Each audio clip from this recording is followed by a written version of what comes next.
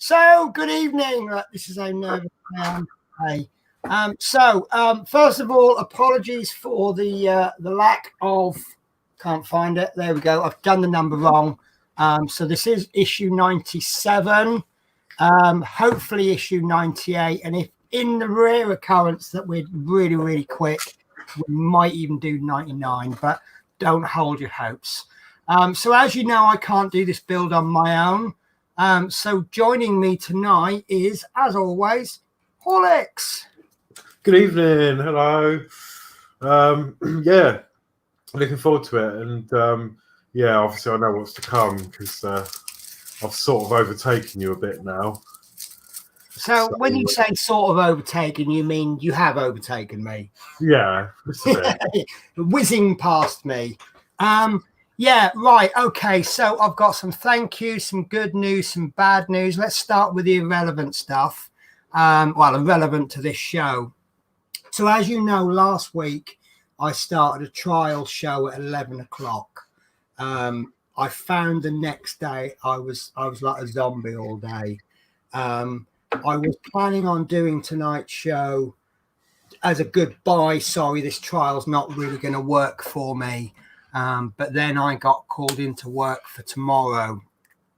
Had I had tomorrow off, I would have had recovery time.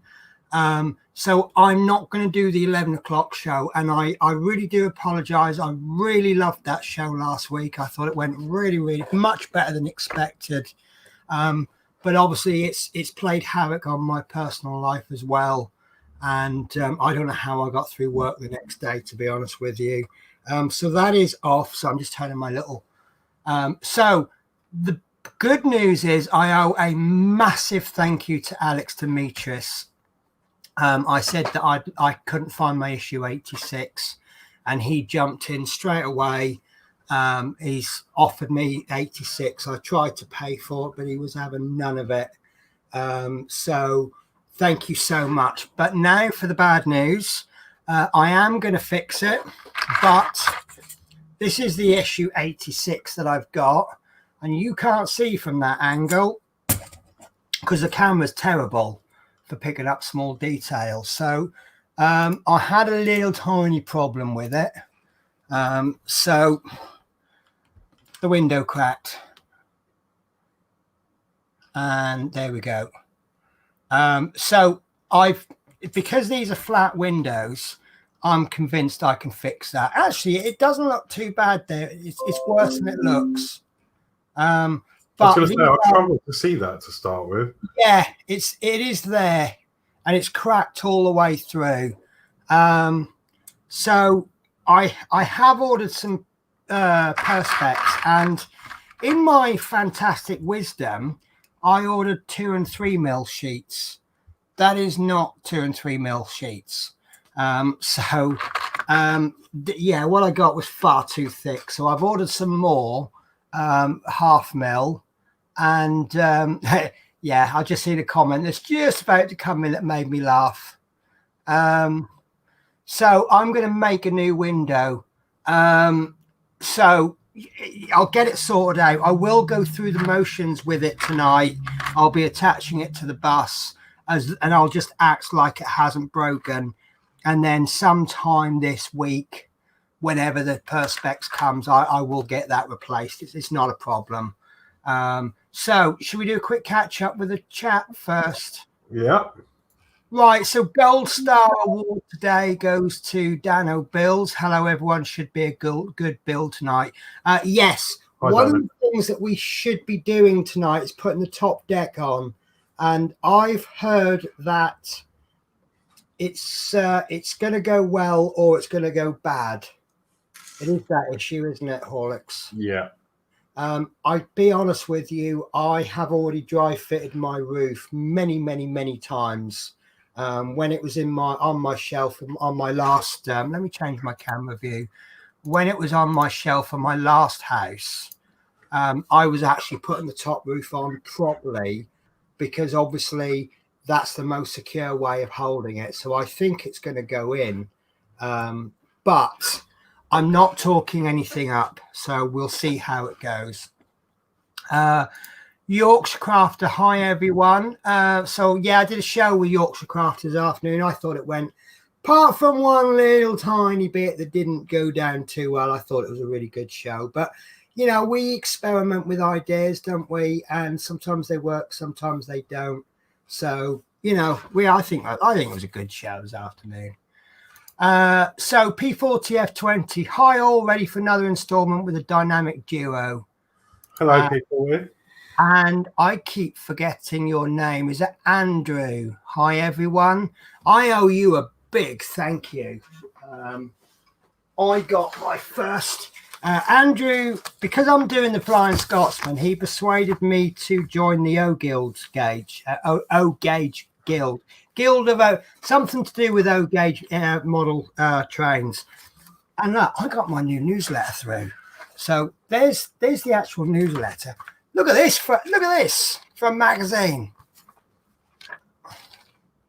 That's your money's worth there, isn't it? And of course, if you are a member of the O Gauge Guild, on the Guild news, page 9, you know, just a random page. I don't know if we can get that into focus. Welcome to the Guild.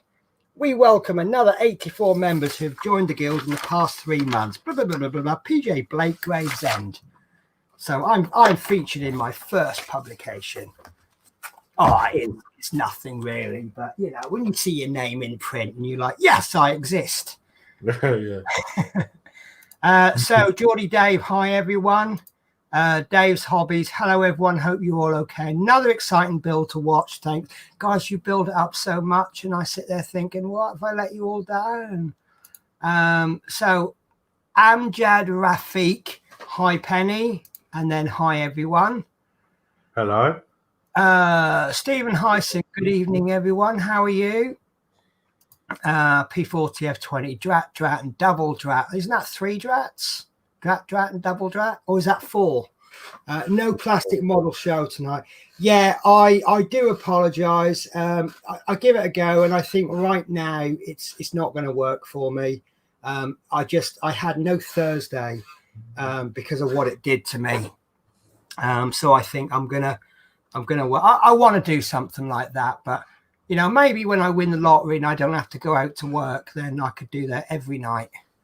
Love Minis looks like London bust. Yeah, well, yeah, what with the crack in it. Yeah, it certainly does.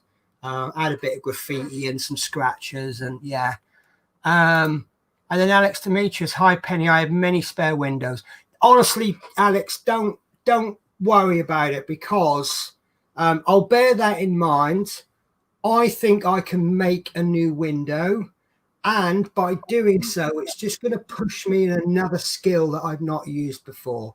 I've had a chat with a couple of people. Dave was one. I'm getting a big sheet so I can make many mistakes. And I think that I could probably use a scriber. If that doesn't work, I can use a knife. Dave Say told me a trick. I'd never thought of this, to heat the knife up, which is a fantastic idea. So I've got about 4 different options.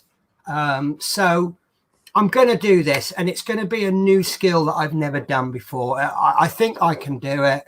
And I'm pretty sure if I can build a bus up to this stage, I can cut a piece of perspex. So, but my plan is to cut the square little bit too big.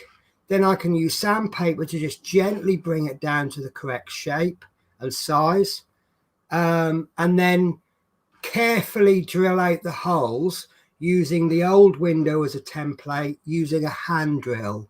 Yeah, I'm going to do it. It's going to be a little challenge for me.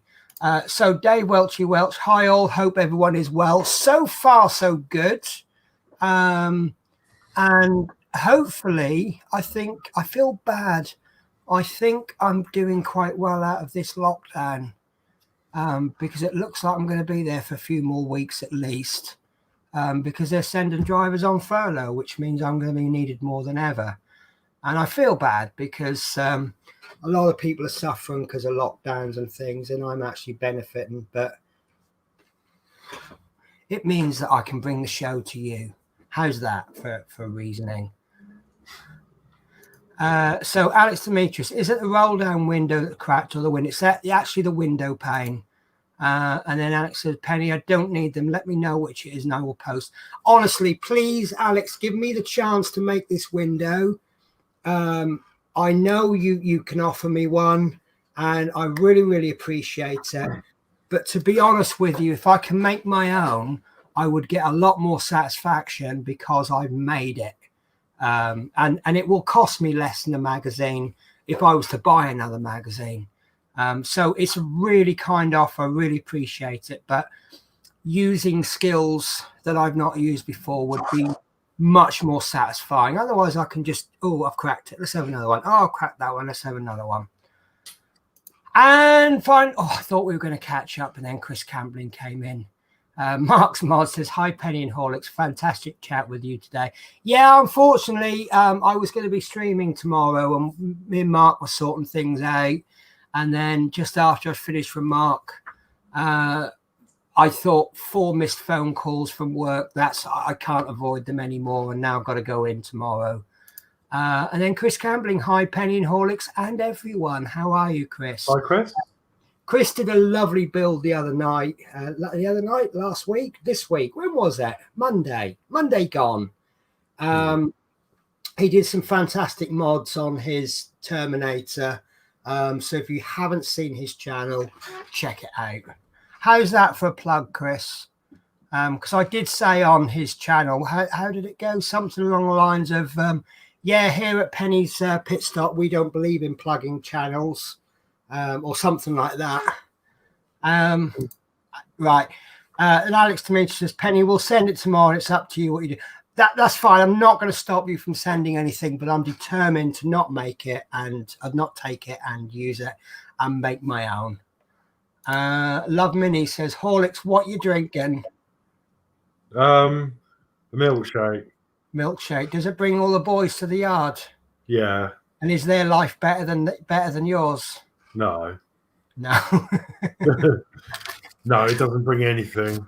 Doesn't bring anything. I saw a wonderful post on Facebook. It went something like, my milkshake brought all the boys to the yard, and the ensuing cascade of men caused, there was people being trampled, and it's like, oh my God, what have I done?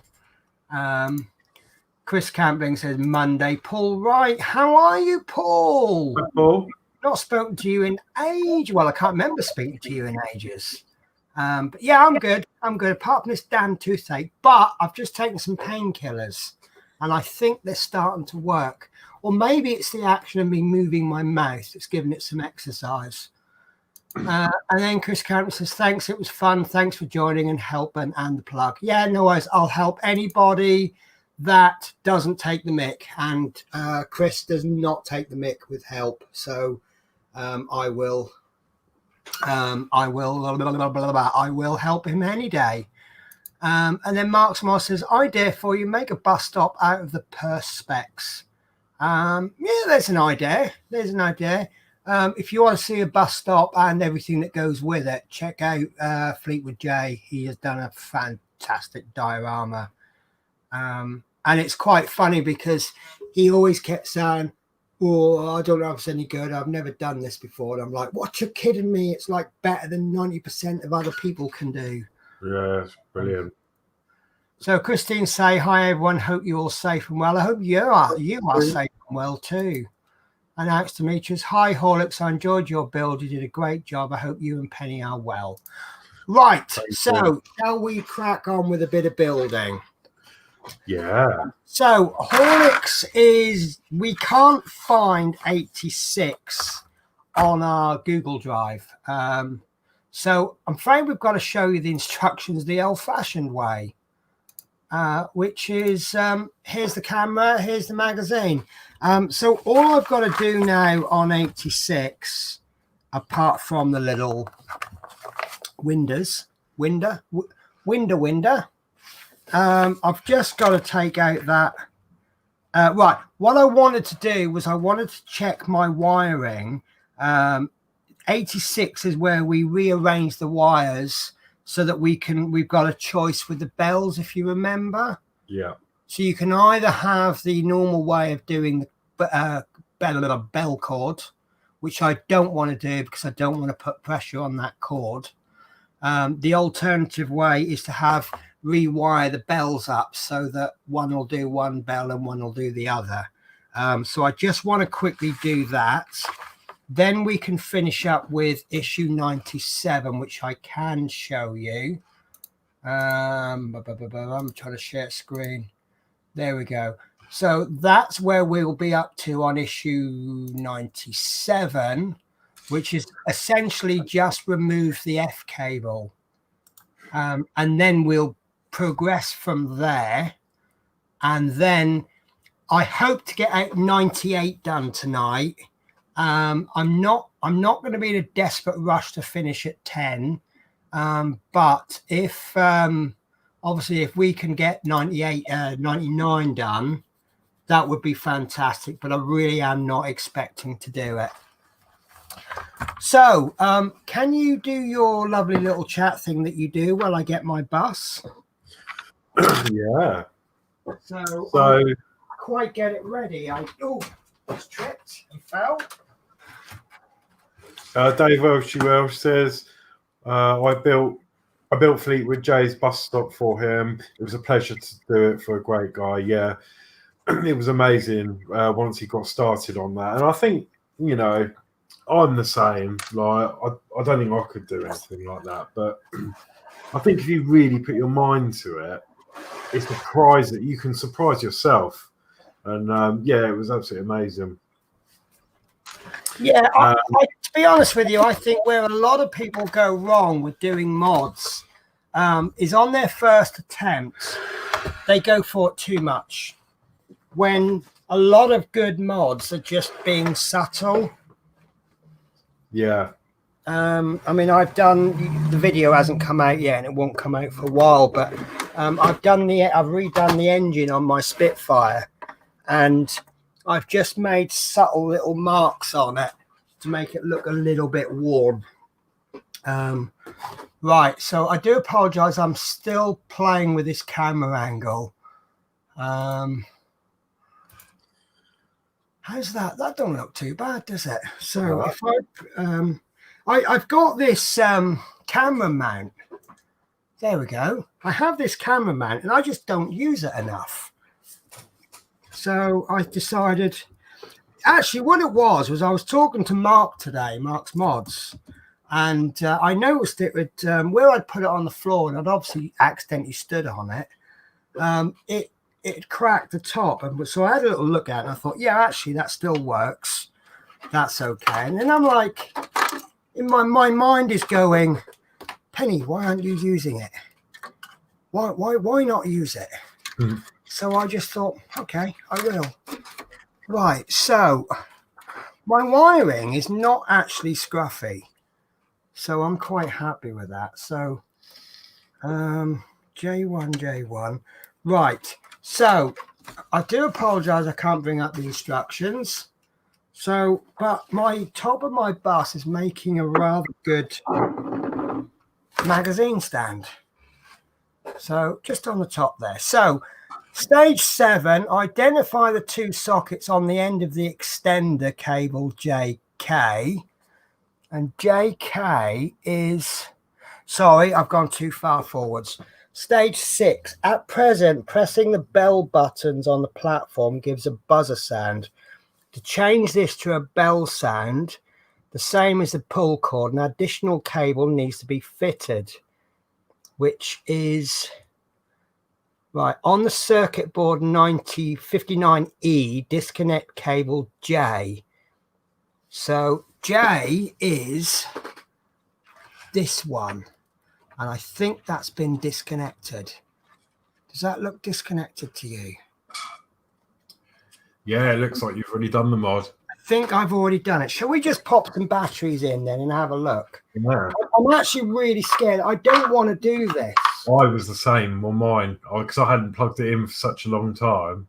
Well, I've moved house. Well, you moved house as well, didn't you? Now, they're the wrong size batteries. I need AAAs, which is good because I'm a bit funny with batteries. I like them all to be the same brand. I don't care what brand they are, just so long as they're the same.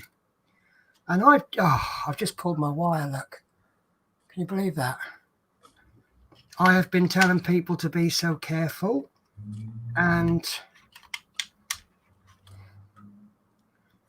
I've just pulled mine off. So that's going to be a really simple fix, but it is not working. So that's a bit of a bummer, isn't it?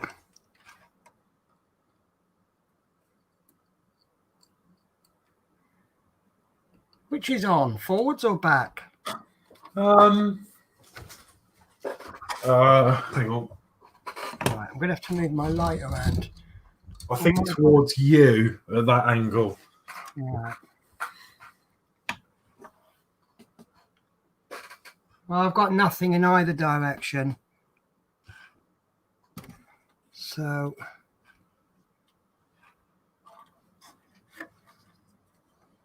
make sure the batteries are in right. Okay. Because the lights would come on, wouldn't they? When it's switched on.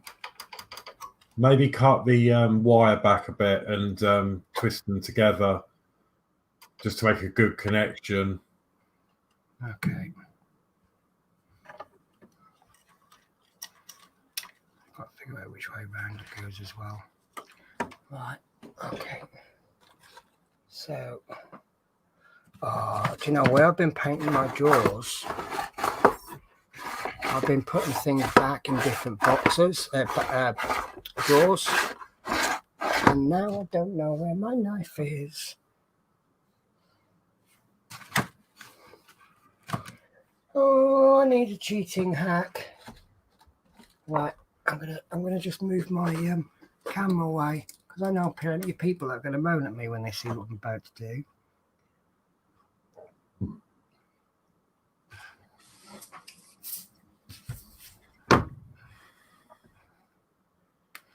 Right, wire stripped with correct wire strippers, promise.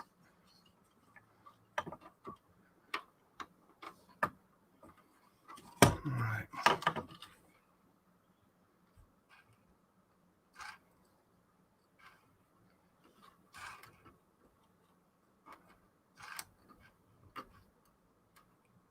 No. No, I got nothing. Absolutely nothing. And I got some lights down here that would work. Right, so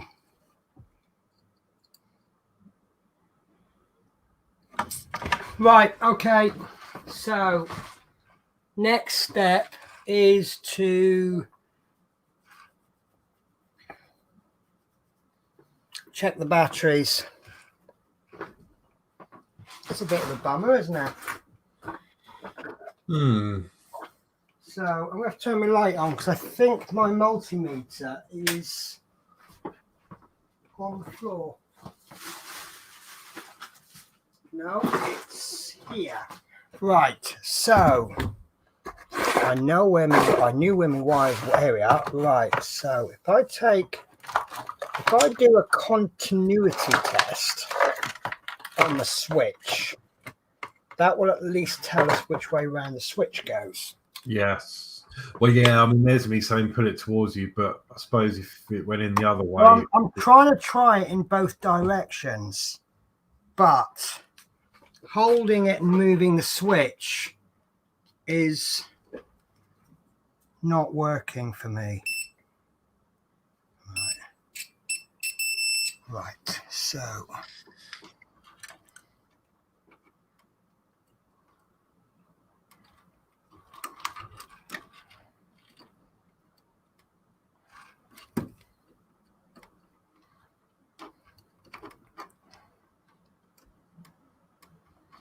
right, okay, that's not working then.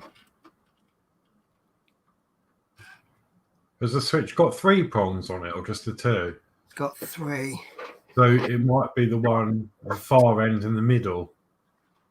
Yeah, but there's solder on this wire. Oh, right. Right, okay.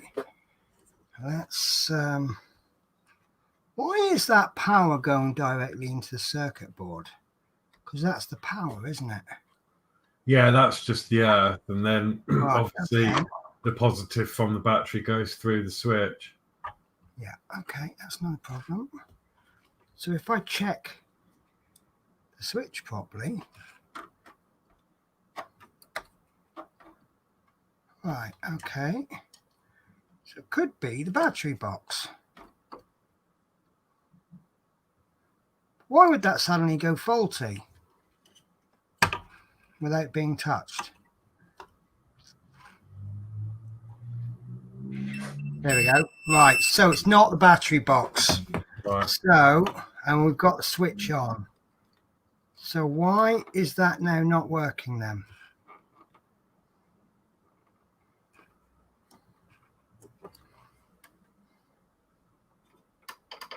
Oh, yep, we got it. We got it.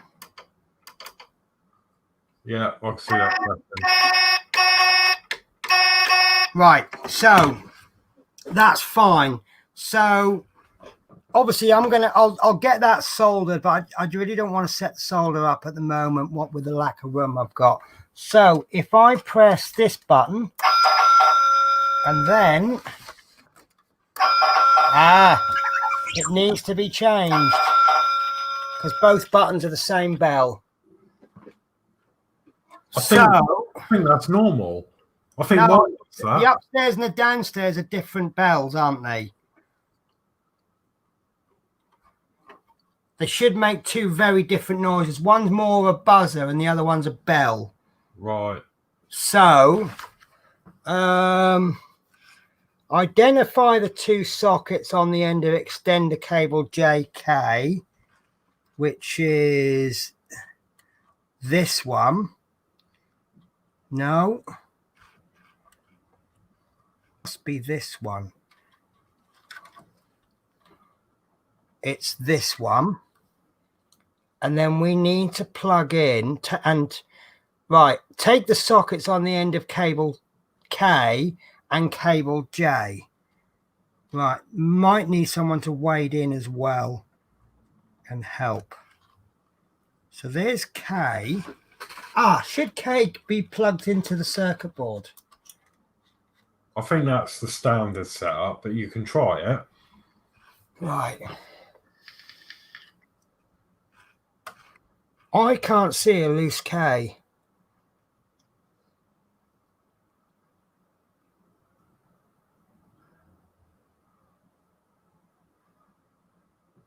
Right, P40F20 is advising us to unscrew the circuit board. And do you know what? Every time he says it, it sounds like a better idea. Should we do that? Yeah, I mean, it's up to you. Yeah. I mean, right, okay. I'm working at awkward angles here, but it's just that last week it was like, yeah, it's a good idea, P40, but let's wait until I'm desperate. And like I say, every time he suggests it, it just becomes a better idea. And I can't get it out, maybe because I've got the wrong screwdriver bit. I've actually done a little mod to my table, and I've now got a little slot to store my screwdriver bits in, and a little hole to put my screwdriver in. That's going to be difficult to get back in, P40. Am I going to curse you when I'm trying to put the circuit board back in? Sorry, guys. I'm just not going to worry about the camera angle because I don't want to damage the bus.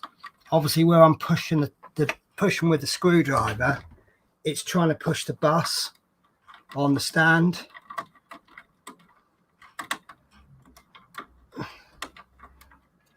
P40 F20 said he took his out and it goes back in easy too. Yeah. I mean, I don't think it's going to be a case of throw it in and it'll go in, but I can see that the hole for the battery compartment is larger than the circuit board. So, and then we can do a bit of an autopsy on the circuit board then, can't we? I think Dave's hobbies, I think he done the mod. I'm confused now myself because I think mine does the same as what yours does, but yeah, my wiring's the same. I unplugged K. Right. So, I can see it's not plugged in. Or was it meant to be, not meant to be plugged in? So, yeah. All right, let's do trial and error, shall we? Oh, do you know what, P40? I wish I listened to you last week because that is so much easier. So, hold that there if you can.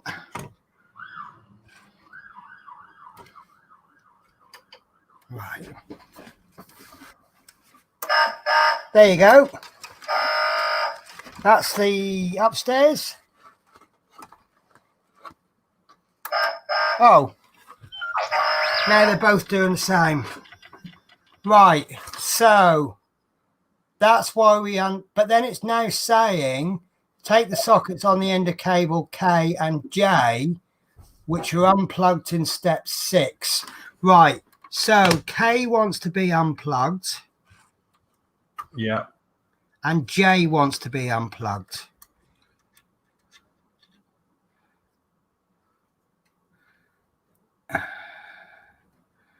I think that's K. Is this the original K? That's the original K, yeah. Right, so we've oh God. So this, yeah, that's right. So now your bell should be a normal ding now. I don't want it a normal ding. I want it one of each. Yeah, I'm not sure if you can do that. Okay, plug the green, yellow, black, red extender into socket J. The reason that you won't get one of each unless you do some real heavy rewiring is that if you look at that wire that you're holding, the K, the old K, it goes up into a splitter which feeds both of the buttons. Oh, I'm pretty sure you could have one of each. But I'm guessing if you cut one of those wires on you could maybe put one of them into K. So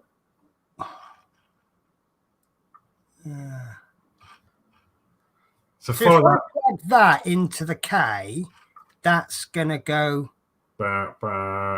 So the only thing you could do, I don't know if it would work. Someone would have to confirm. If you follow that K wire around up to your bus, you've got the plug and the adapter with 2 wires.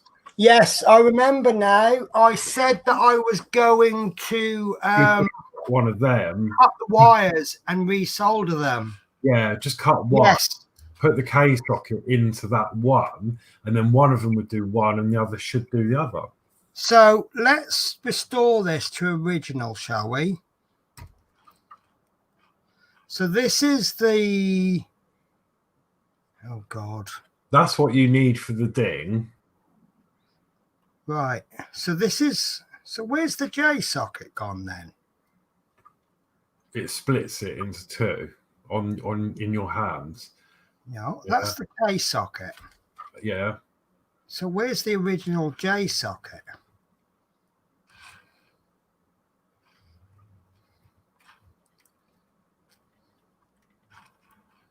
Because at the moment, there is no J at all. Oh God, what fun we have here. Right, so nothing in the J. Unless, no, that's not J. So I'm looking for, right, okay. So let's hold that there. Thankfully, we've not got the top deck on. Right, so top deck, not working. So J is the top deck.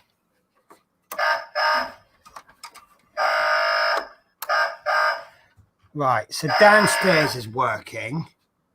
So are we right, so let's, oh yeah, I'll tell you what, we'll get this one, shall we? This one marked J. And that's not going to play, aha.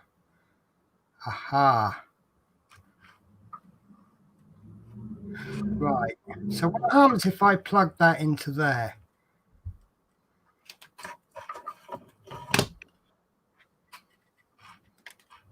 That I'm not sure.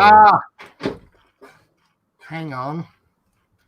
Right, so that's the original J.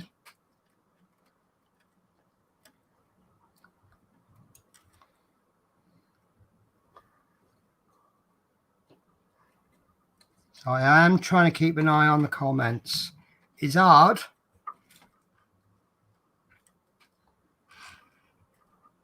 That's not in, is it? That's, do you know what? I had it the right way the first time. Right.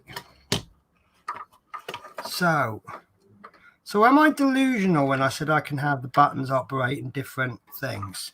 No, it's doable. I think. Right, that's the bell cord from downstairs. And that's the bells. So we want the downstairs to plug. No, we want the J to plug into one of the bells. And I can't. So what I'm saying is you need to put the adapter back in as it was. Right. So where am I putting the adapter? Right. Put that back in the board. Which one? J. Right. This J. Yeah. So I need to disconnect this J. Yeah. Right. That's disconnected. And put that in. J goes into there. Right. And then what you would have to do is put the K from the board. This one? Yes, I think so. Right. Put that back into the adapter as you had it earlier. Right. So all that work, we've just gone back to where we started. Yeah. Yeah. Now try the buzzers and see what happens. Right.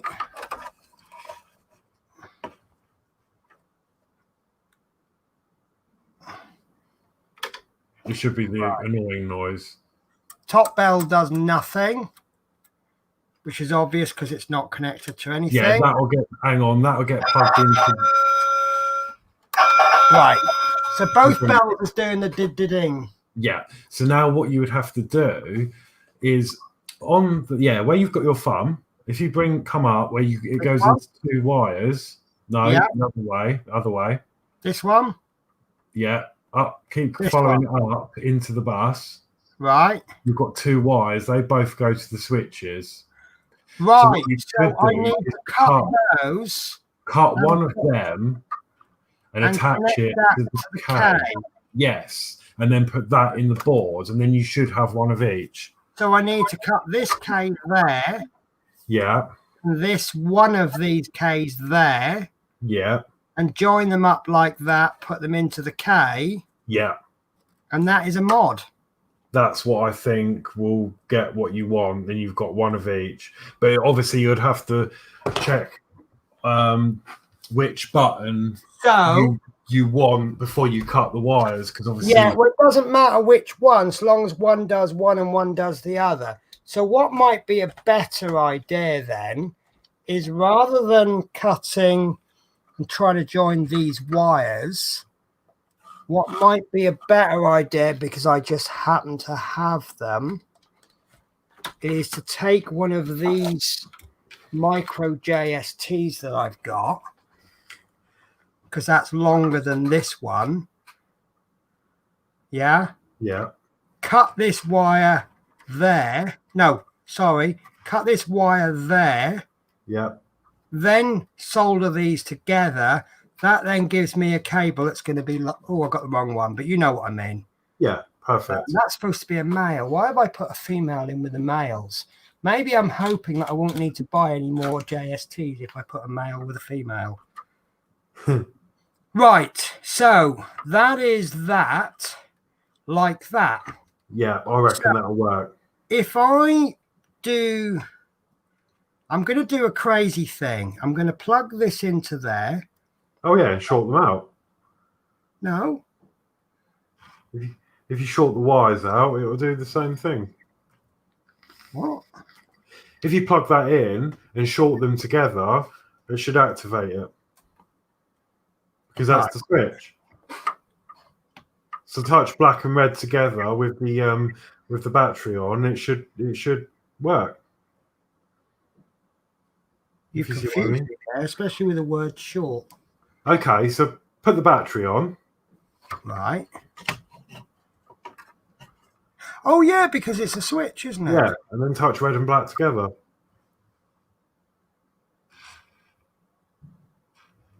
Can't.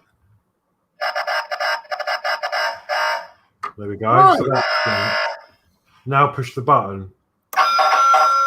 There you go. That's what you're I actually got an electric shock from that.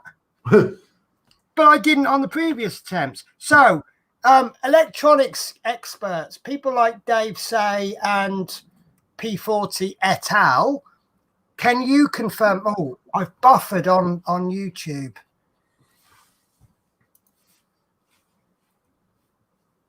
Okay, I'm moving again.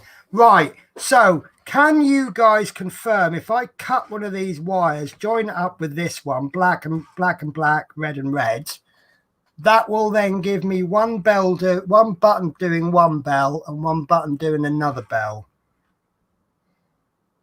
And I will wait for that comment, and I will wait as long as we need to. So I'm going to just get some... Right, in the absence of a bag, I'm going to pop these screws into this little container. If I should forget, Horlicks, because I've not labelled it, my circuit board screws are in one of these little 4 container things. Because I'm still painting these drawers, I've had to combine 2 Partworks in one drawer. But I've worked all out so that I can't get in a muddle. So, like, for example, the Ecto 1 is in with the Jaguar, because they've named their screws absolutely complete different things from each other. So I'm going to leave that circuit board till next week. P40F20 says sounds good. So shall I do... Right, I'm going to leave this open to you guys. We can... I don't want to do it now because I want to get issue 98 complete. And then we can get on with building. We can do it now if I got like 100 votes. I could do it next week on next week's show. Or I could do it off stream and do a pre-recorded video. I'll leave it up to you guys. But right now, I think 80, that's 86 complete now, isn't it? You wouldn't know, would you? No, I think... Oh, there's some other little bits to do. The grey-white extender cable needs to be fitted into cable F. This is to do with these. The only thing I'm thinking is, if you with issue 97, Yeah. towards the end, you need to be plugging more stuff into the circuit board and tucking wires in places and things. So Okay. I'm sort of thinking maybe get it done and out of the way. But then obviously I know it's a bit. Yeah, right. Okay. Well, look, P40F20's just made a comment not relevant to this doing 90 web. He says you need time to mull it over. Don't rush it. I'm going to take that last bit. Don't rush it. So how about we read the rest of the instructions on 86 to make sure we're comfortable with it and we can do checking. Then we can move on to 97 and then 98, but we will stop at any point where we feel we can't carry on. Yeah. Then make a plan of action so that we can carry on. And if that means we have to finish the show at 9 o'clock, then that's the way it is. Yeah. I'm sure we can chat about other stuff. So I'll do a quick catch up. Paul, right? Anyone got any news on Twiggy? I know this is probably not the right show to ask. Sorry. You're going to have to fill me in on that one. News on Twiggy. Is this another celebrity illness? Or are we talking about... See, when you say Twiggy, we instantly think one of the figures on our bus, don't we? Yeah. So, Paul, right, probably won't hear anything about Twiggy for a few months yet. Yeah, you're going to have to fill me in on that one. Okay, thank you. I'm just a bit impatient. Still advise that you unscrew the circuit board and pull it out. So much. Yes, I just wish I'd listened to you last week. But, you know, I said I'll carry on with it as it is until at such a time that I'm going to struggle. P40F20, the wire is broken. And then Paul, like, this is why I took the scissors to the wiring. 2 days trying to get it working and nothing. What I've noticed on mine is when you get power to it, it doesn't actually do anything until you press one of these buttons in the cab, which I don't know if it's meant to do that. I thought it was supposed to come on as soon as you switch it on. Yeah, mine does the same thing too. Okay, that's fine then. I'm happy with that then. I use a glue gun to strengthen the terminal points on the battery box and switch, and it works a treat. That would work. I think it's going to be one of those things that once the circuit board is in, screwed in, and then you've got the battery box on top, it's not going to put any pressure on. It's just really not a strong solder joint, and I accidentally pulled it just slightly too much, and that was enough to break it. And in my experience, everyone who's experienced a broken battery box, it's broken in that exact same place, which suggests to me it's not really enough solder on it. A dab of solder on that, and that'll be absolutely fine. And to be honest with you, I need solder practice. Yeah. After my attempts at doing the Flying Scotsman issue 0, which you don't officially know, and I've just found my knife. Look at that. Which you don't officially know about until Tuesday, do you? Mhm. And then David Bassett, good evening, Penny Horlicks, everyone watching. David Bassett, I am putting you on scoreline update tonight. So as soon as there's a goal or half time or anything, you are. I'm also putting P40 F20 on US election update because that's two things I really want to know. So yeah, P40, I took mine out. Alex Demetrius, Penny, if you need any cables from issue 75 and others, let me know. I have a bag full of. Alex, do you have 100 of everything? You seem to have loads of everything. If anyone ever needs the odd bit, I think Alex is building up like a little shop online. Oh, I need 27C. Yep, I've got one of those in stock. Build with Adrian, I tried both buttons on the platform. Alex mentions the original J socket is from the lower deck roof, Penny. And P40 sounds good. Dave's hobby sounds like a plan, Penny. P40, you need time to mull it over. And wish Hachette had used the money spent on the front line to give us better wiring. So the question is, do you want me to Yeah, that's the question I'm asking. Do you want me to do this on live camera, recorded camera, or just do it? You know what I'm doing. Your choice. So, right, I'm going to step back. Issue stage 7. Identify the 2 sockets on the end of extender cable JK. Take the sockets. So we've done that. Step 8. Test the bells work by pulling the cord on the ceiling, which you know we're not going to do on mine, and pressing the bell. So as it stands, we have no top bell. Do we have a top bell? We do have both bells, don't we? At the bottom, yeah. No, we don't. We don't have a K because both of them are connected into the J socket. Yeah. So I don't need this extent. Yeah, because you'll have to plug the real J into the end of that extension. Yeah, what you've got in your hand now. If I pulled that out, where's that? So what you've got in your hand now, the coloured wires, yeah, they will go with the bit that's hanging off the bus, the roof. Yes. So, right, I don't need this extender. Yes, otherwise one of them switches will revert back to the K one. So yeah, you do need it to. Right. Okay. Yeah. Okay. I'm getting myself in a muddle. Right. So I don't need this extender, do I? What I need is that. No, I leave that exactly as it is, don't I? These two are redundant. And that's just this one. I don't know which cable is which, but it won't make a difference, will it? No, I suppose one bell will do one bell will do the other. Yeah.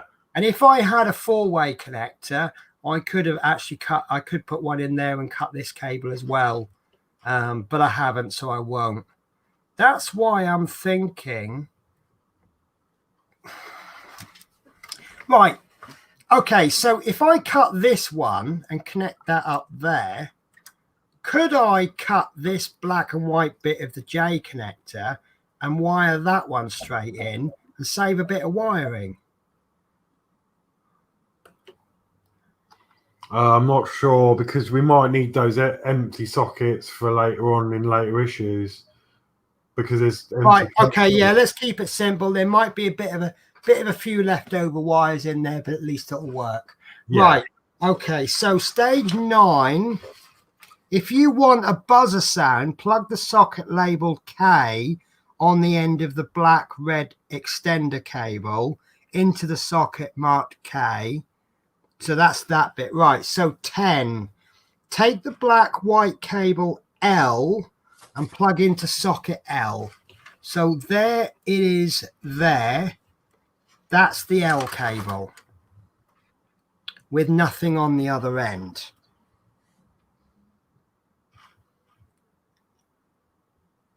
Is that correct? Yes. Right. Let's have a look at some. I'm looking for some black and white cables. I can't see any other. So that L is going to do something, isn't it? But not yet.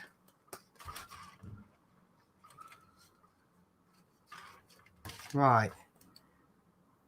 So take the black and white cable L 75D and plug it into socket L in the circuit board 59E. Stage 11, the grey-white extender cable 86K needs to be fitted onto cable F.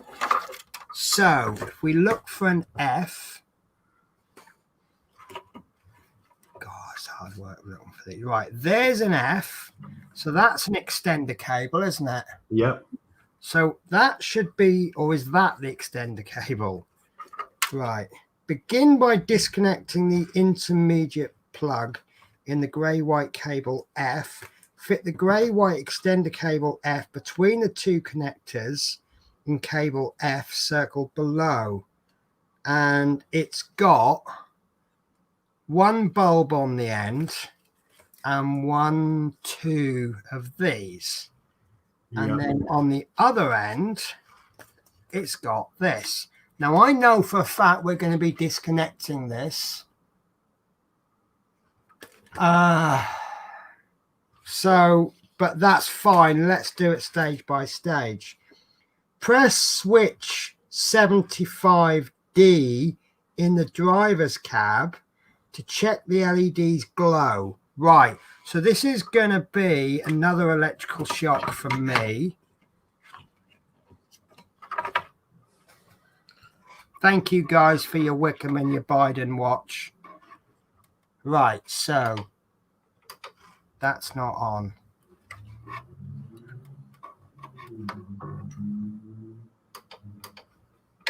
Okay, that's not working.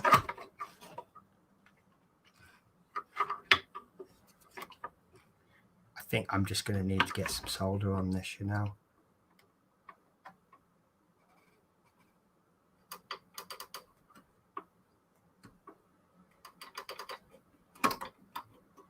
Guys, it's not working. Something's happened. Do you think I've sorted it out? No. Well, when I got that electric shock, do you think I've killed the whole bus? No, I shouldn't think so. Oh, God. Where did you get the shock from? From there, that terminal there.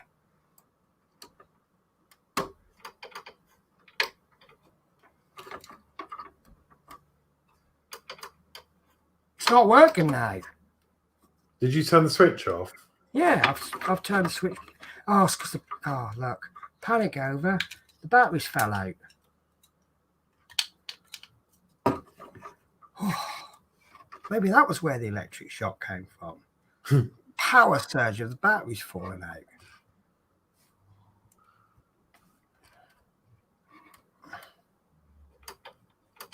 No. There you go. Right, we're on. So, press the switch in the driver's cab to check the LEDs glow. No, that's a bell. I can't remember where all the switches are anymore.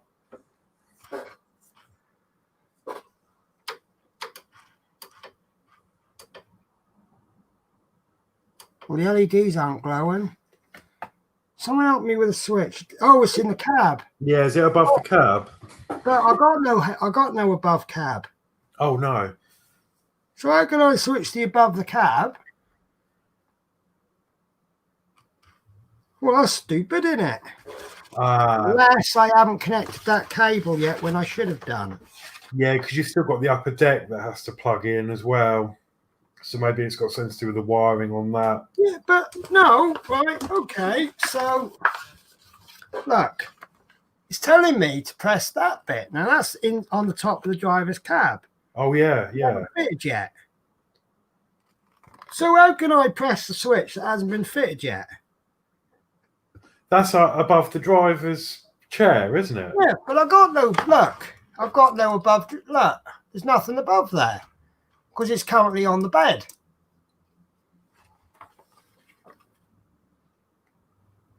Oh. So, I'm confused now. Well, I'm confused because it's telling us to.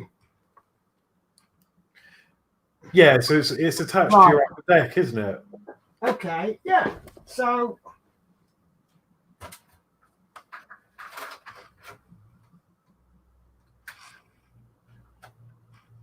it's going to be one of these. Is it the L we're looking at? Yeah. Did it say L? Sorry, I'm not good at remembering these letters. Yeah. And now I've lost 86. Here it is. Right. So, yeah, L. So the L's connected to... Right. Should we test? Yeah. Right. Actually, I'll tell you what we'll do. Because I think the next step is issue 97, isn't it? Yes. Yeah. Yes.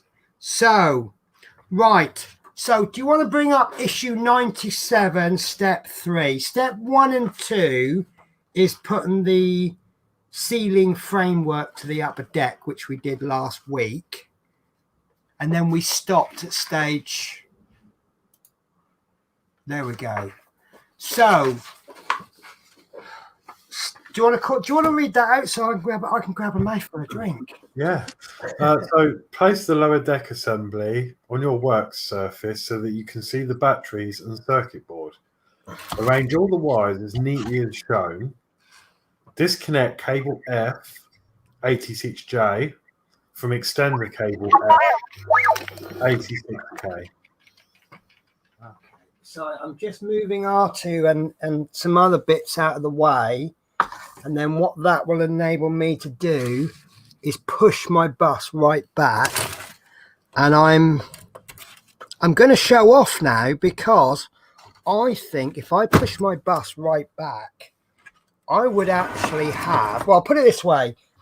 I could fit 2 fully completed buses on this desk side by side. Who is jealous? So, right. So that's my view. See, I just wanted to make the room here because I know we're going to need this. Well, got all this workspace still. And right. So place the lower deck assembly. Arrange all the wires neatly as shown. Disconnect cable F. So this is an upstairs deck cable. So we'll place that on the roof, trailing all the way down over the cab. This is another upstairs light one. So I'll trail that over the back. This one, I believe, is the rear light. So we'll trail that to the back. I am deliberately leaving F till last.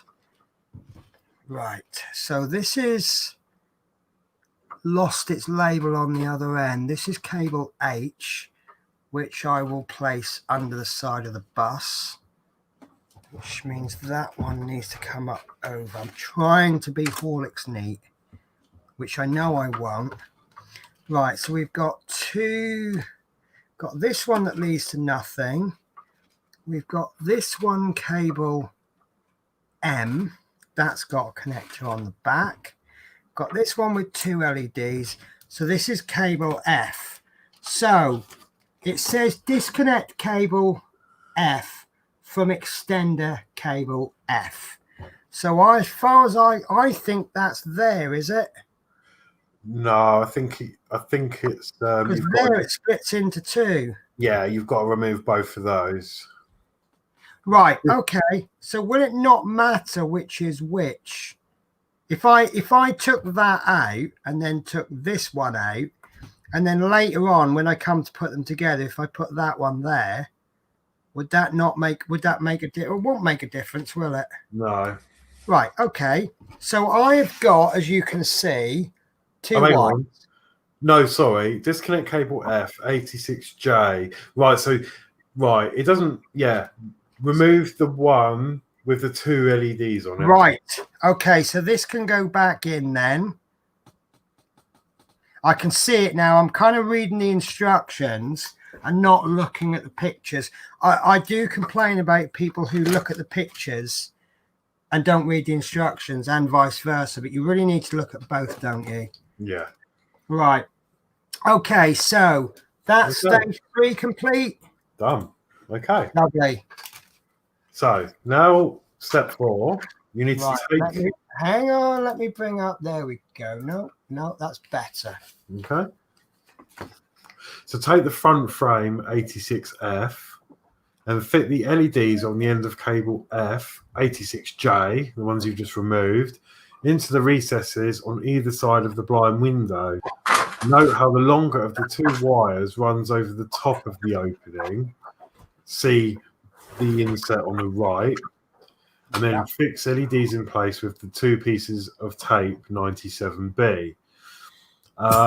So what I did, I'm not sure if you caught up with my stream. I was recommended to glue the LEDs in because it makes things a lot easier and to make them stick out a bit more. Okay. But that was just recommended to me by Mark and Dave. So that's what I did. So Okay. So for belts and braces, I glued them and I taped them. Yeah. That makes sense. Right. So these are different lengths. So it looks to me, right. I've got, right. This will please P40 F20. I have a little mat here to place my parts onto. I know that will please him. Right. So it looks to me like the cables are coming from this side. So obviously what that would mean is I want to put the shorter one on this side, which will be the off side. And this one is coming around the top onto the near side.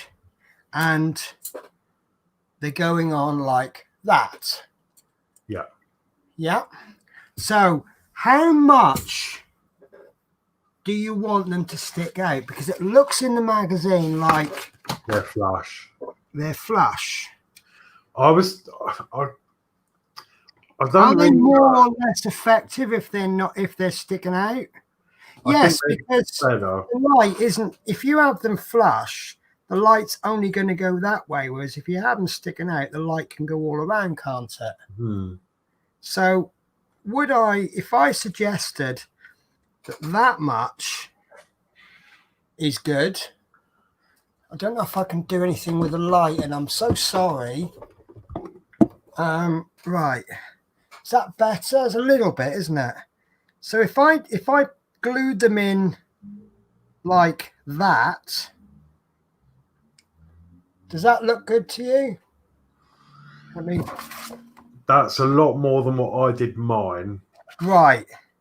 So shall we go 2/3 sticking out? That's about 2/3 sticking out. Yeah, I think mine was still less than that. But at the end of the day, it's up to you. I think I did about a quarter sticking out. All right, so not an awful lot. So, right, would you be happy with that? Because if you're happy with that, I've got a system. That's what I did, and that's what I was good. I now have a system then to get them exactly the same, and I'm just going to change my camera. Right, so if I can bring my camera up there. So if you look on the bulb, there's a filament. There's a little silver bit. Yeah. And then there's a piece of plastic, clear plastic, that extends beyond the silver bit. What you just said yes to, is that silver bit, the end of that silver bit is flush with the end of the part. Right, yeah. With the little clear bit sticking out. So that's what you said yes to. That's what I did on mine, yeah. Yep. So, and then what I'll do is I'll apply glue to the wires, not to the LED. Yeah. Mm-hmm. And let me get the other end of this, because I'm lost track now. So, small one there, large one. Oh, that don't want to go in. No, it'll go in if you put it in the right way. Right, so that's how I'm going to glue them in. That wire will then come up through there, and then we'll put a bit of tape across there. Mm-hmm. Yeah, right, so black tape, which is these two strips here. I'd say that's about right. And glue I'm going to use has disappeared. Okay, here it is. I had some. So I'm going to use this stringy yellow stuff because it's a little bit thicker and I can apply it with a brush. But I'm going to take off as much glue as I can. I'm going to go with the less is more theory. Yeah, I struggled with mine a bit. I didn't put too much on, but it took ages to set. Yeah. And I think I'm going to apply the glue there. If I haven't put enough on, I can always go back in and I can apply some more.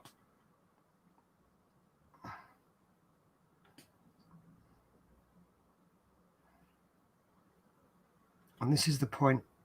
Oh, that's gone in. That's in. Wow, I just shocked myself there. Wow.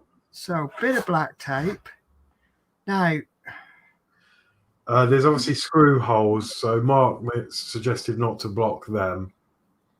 what, these holes? Yeah, there's a couple of They're screw coming holes. in. So what if I put the tape over and then unblock the screw holes? Yeah, you could do that. Or what did I do? I think I cut mine in half. No, I didn't. I used my own electrical tape. I'm not happy with the length of that. So what I'm going to do, sorry, you might not be able to see this. Right. So if I cut this bit off there and then cut a little tiny strip off down the side, I think that'll be a better fit. And I see there's fireworks going off a day early. Should be a law against it. I don't like fireworks and I'm not even a pet owner. And that's a better fit, isn't it? I don't think that tape's going to do an awful lot, to be honest with you. I think that glue is about 50 times more effective than the tape. Oh, P4EF20 said better to use electrical tape. That's what I did. But yeah, I mean, if it's glued in, I can't see it being too much of a... Yeah, right. So I'm happy with it. Yeah, that's not moving. That is not moving at all. So I'm going to turn this over because of the old right-handed thing.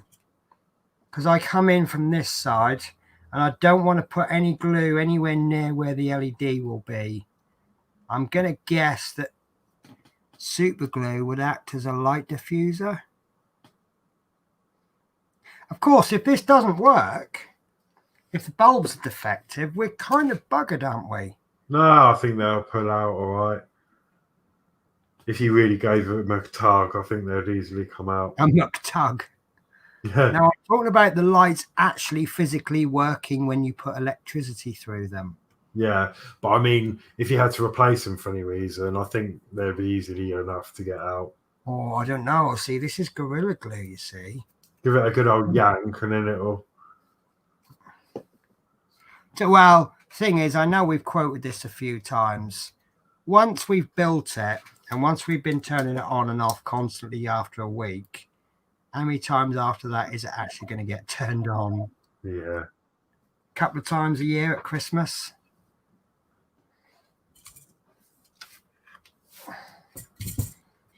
So, guys, what I'm doing here is I'm turning it around again because put yourself in a better position. Don't work around the part, make the part work around you. And also with sticky tape, pop your finger on it for a couple of seconds and it just warms that glue and just makes it a bit more tacky and it's more likely to stay on. Right, I think that's in, isn't it? Yeah. That's muck not tugging. Of course, that pole could have just broken it, but you know me, rebel without a clue. Right, so step 5. This is the fun bit. Yeah. So you need to stand the lower deck and chassis assembly on a table work surface. take the upper deck assembly and lower it onto the lower deck assembly so that it rests in place. It says at this stage, the upper deck is not fixed to the lower deck. It simply rests in place, held there by its weight. It will be fixed firmly at a later stage. Until it's fixed, handle the model very carefully and keep it upright. What, So more no, carefully? yeah, More carefully than we normally handle it. yeah, so no swinging it around the bedroom. Okay, I'll stop doing that then. Oh, I don't know what that is. I just dragged along, but that didn't sound like it liked it. I think I've got something trapped underneath the base. So as I pulled it across. Right, so we're going to have to play with some camera angles here. I'm going to take the full screen, I'm sorry.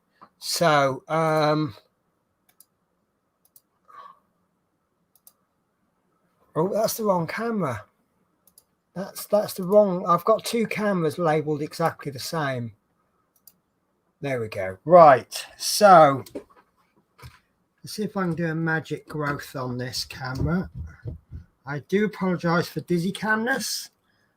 Right. So there you get to see my lovely new desks, table thingies. And is that too dark?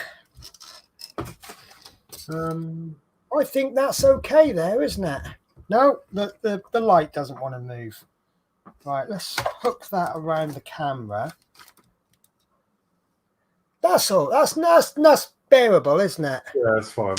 Right, okay, so I'm going to have to swing that camera out of the way because that's going to get knocked by the roof. So you're still not going to see all of it, but you can kind of see where things are. So if I'm going to pull these wires off the side of the or back of the bus as appropriate. Yeah. And looking at this bus,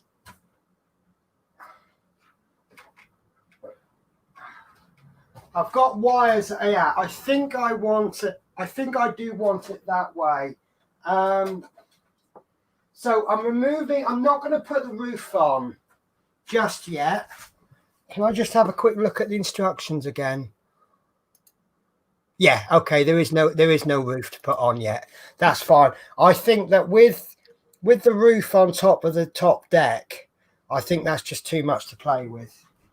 So this is the part, I believe, where we will either, it will go well or it won't. Sorry, I'll rephrase that. It will either go well or it will go very badly. Is that correct? Yeah. Right. So, and I'll tell you where the key bit is. That back platform, which I've taken off before. There we go. Having said that, I've never put this roof on with the top, with this roof actually physically screwed down. Right, so there are some wires.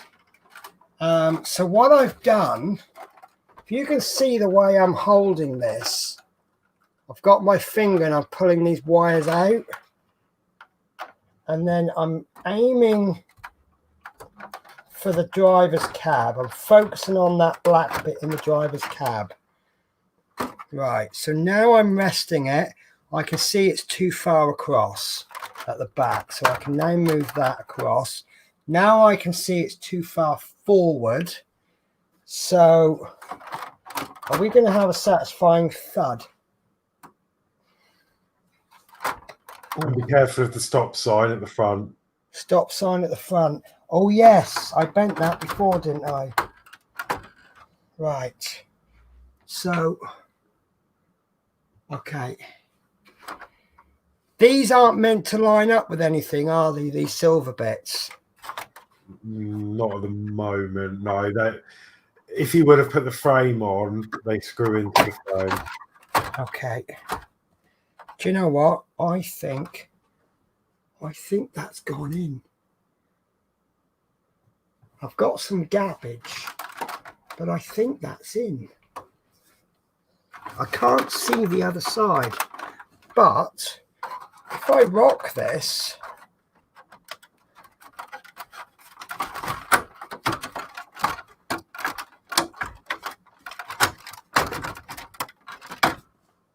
Horlicks, I think that's in. I don't know if it lines up at the back, but is that in? It's not rocking. No, it doesn't. Is that in? Oh, the back shouldn't be on yet. Which back? The bottom, the lower bit of the back that you keep pushing on.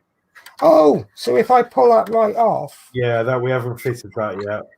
Oh, that's even better because that was the bit that wasn't lining up properly. So obviously this springs and does its own thing, but this, if you push it a bit and push that in, that lines up. On the other corner at the back, there's that cream piece. Does that slot in? And there should be a wire coming out of the hole. No wires coming out of the hole.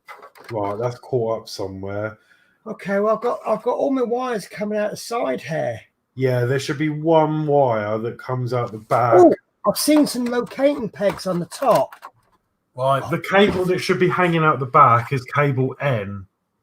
N for Norman. Yeah, that should be out the back between that cream that's piece. fine, that's not there. Right, so let me lift up. And we'll see if we can find this cable, Norman. It comes from the rear light at the upper deck. This one. Which is, it's there. Is that N? N for Norman, yeah. Look.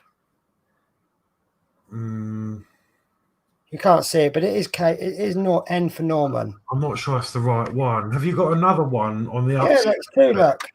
They're both coming out of there.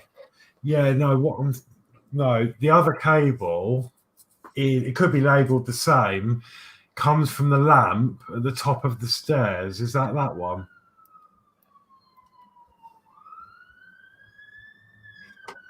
Next to the rear seats at the back. No, there's only one cable. These right, the lights actually stop with an LED bulb. Right, so yeah, it's not those. So on your upper deck, yeah, upper deck that you just put on there. Well, this one. No, the upper deck. Yeah.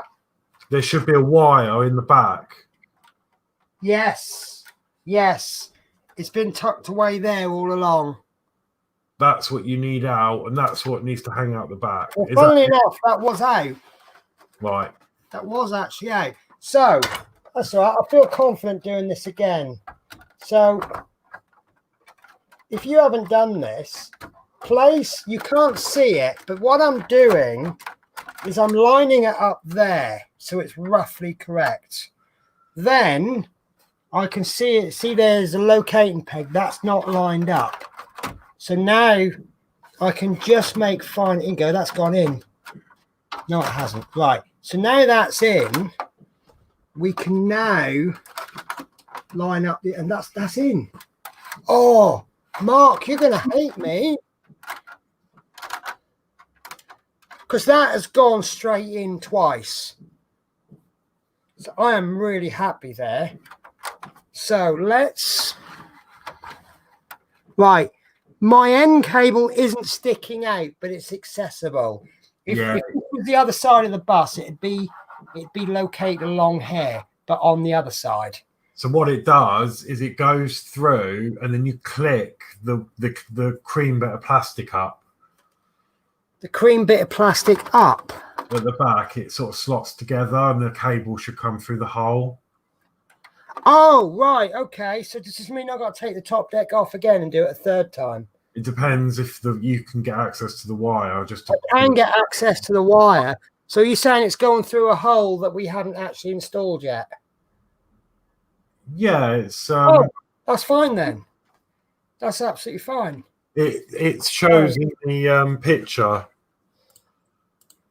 Right, he's saying, right, Mark was saying don't forget the cables from the cab roof. Isn't that these cables here?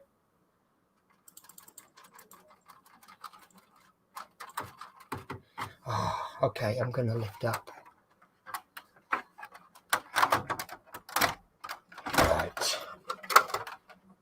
So, yeah, that was these cables are coming. Right, so the cables from the cab, they were long hair, and then they get to there, and then they poke out the side.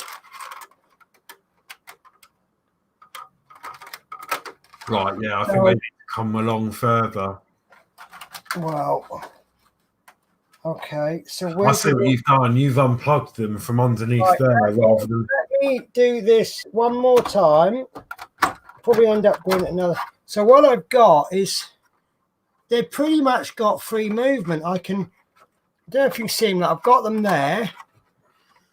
I've got them sideways. I'm pulling them back. I'm pulling them forwards. Because these aren't connected to anything, I can tuck them underneath.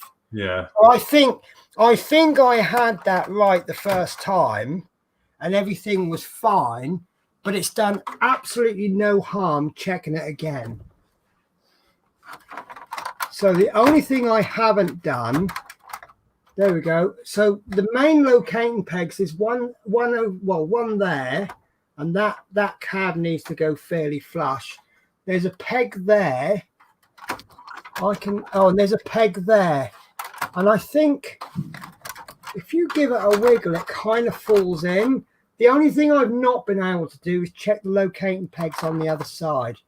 But looking at how much that shakes, I would suggest that it's on enough to be able to pick this up on the base. Does that make sense? So, oh, there we go. It's just gone back. Usually fine. If you've got 2 or 3 locating pegs on there, then if you push it the other side, it'll just fall in. So I think I've lost the window winder, but I think that's fallen out rather than broken out. So Dave, do you think that end cable at the rear of the bus needs to come through now or later? Right. Or anyone? Okay, let me grab these wires, because the last thing I want to do is nip them. I'm going to bring these over the roof. And then hopefully, I'll put them in the top deck. Right, that should then give me. Oh, right, yeah, that's what I was saying. So what happened is you've disconnected those wires from your upper deck that are out the side. You've disconnected them from under the bus rather than the circuit board like I did. Right. So does that mean that that's where this end cable here is, isn't it? Yeah, so all of those wires that you've got out the side at the front should all be coming down around the same place as those 2 cables. Right. So is everybody comfortable with what I've done here? I've got 2 wires there. There's an end cable. So is this going to go into the circuit board, or is this going to go round to connect up? No, that'll go to the circuit board. The wire that you've got upstairs that you've tucked away. This one there hang on, this one over there. Yeah, that one needs to come through the back. But obviously, I don't know. I think once that's fitted on, it's not permanent, but I don't think you'll take it off again. Right. So if I left this as it is this stage complete?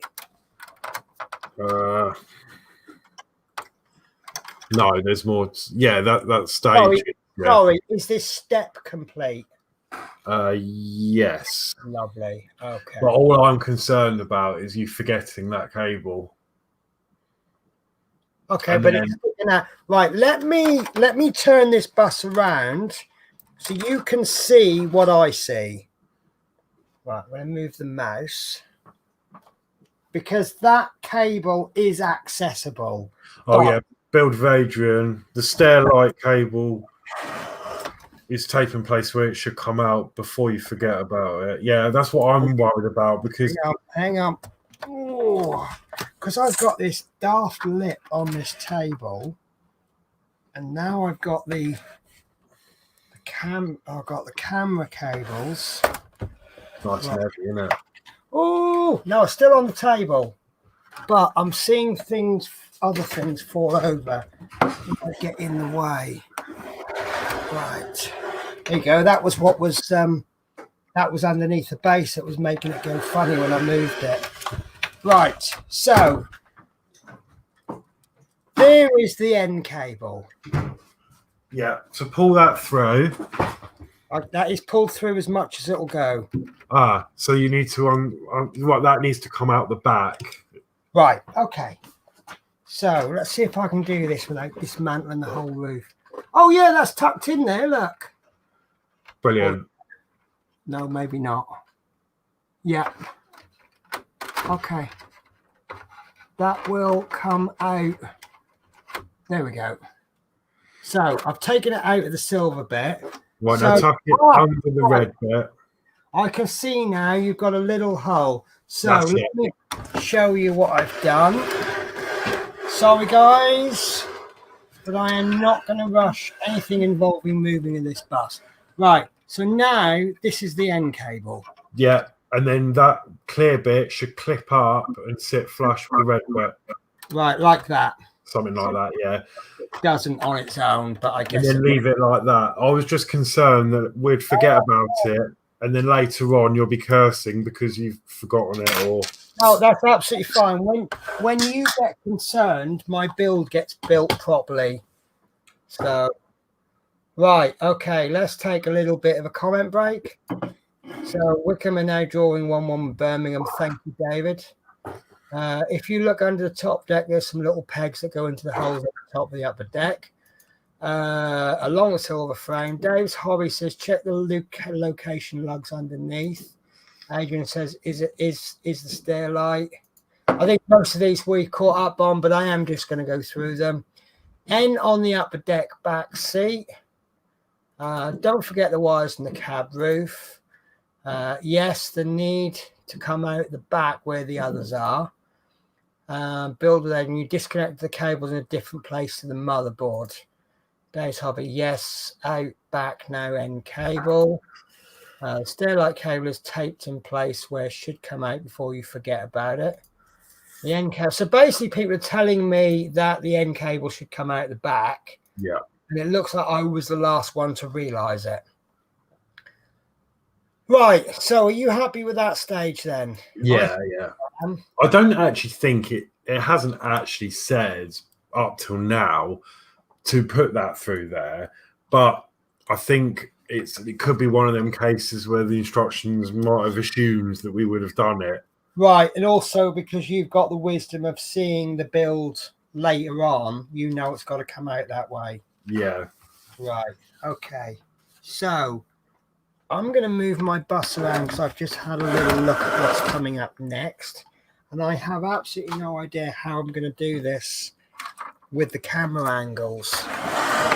It's getting to that point now, isn't it? Right, I have just the perfect idea. Oh, I have a clip-on camera. Do you want to go through the next stage? Assuming you're happy with this stage. Yeah. Oh, something's just gone over. Oh, that's right, it's my aloe vera drink.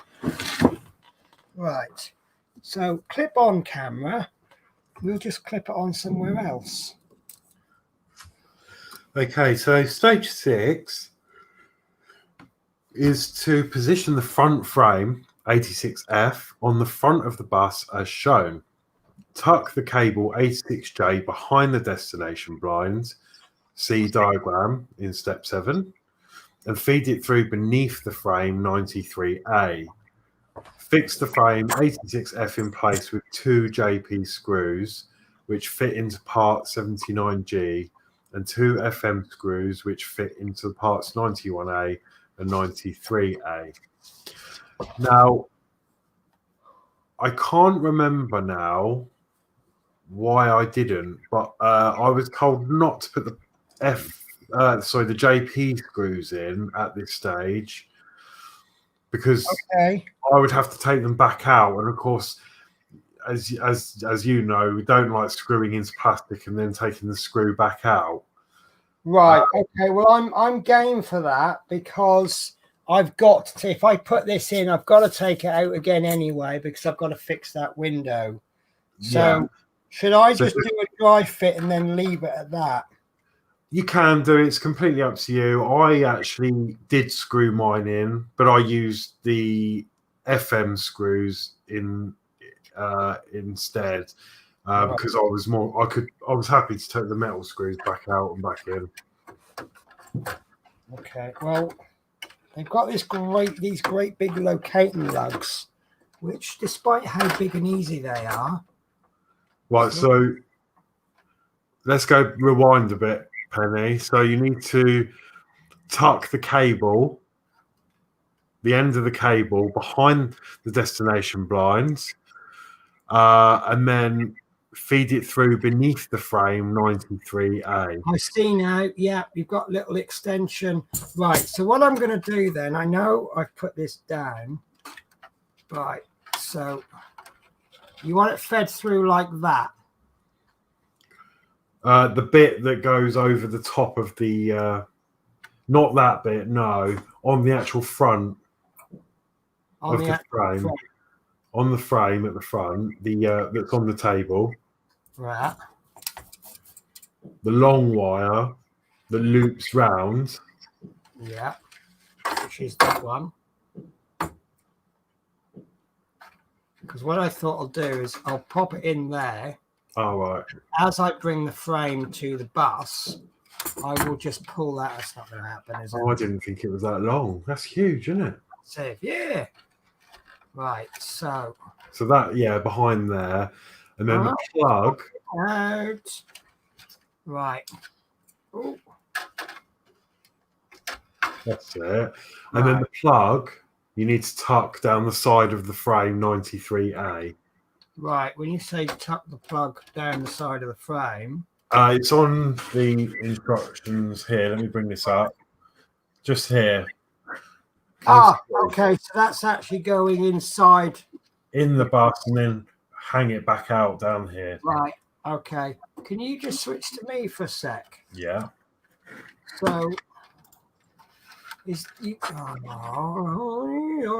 right. Okay. So you want the wire like that? Ah, yeah, that's right. Oh, of course, because you haven't got why the cable's so long, perhaps. Yeah. Right. So that's where you want the cable. That's right, but obviously you haven't got your side frame on yet, so you may have to. So right, okay. So once we put the frame in, that's going to hold that. Yeah, and then you tuck it behind all of the beams. Right, like that, or underneath. Yeah, something like that. Oh, and you just drop the front plate then.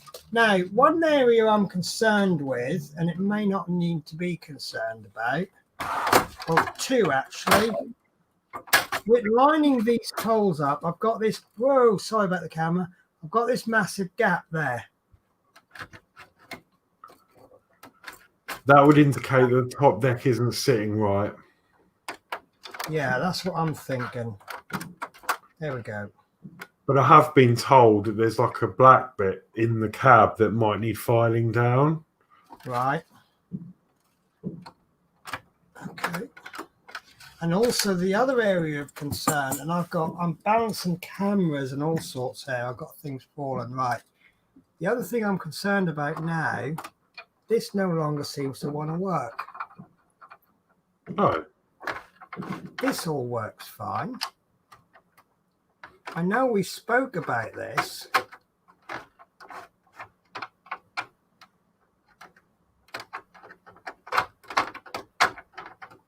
Now I've got it on a number I didn't want. I don't want number 9, I want number 11. Now it's not moving at all.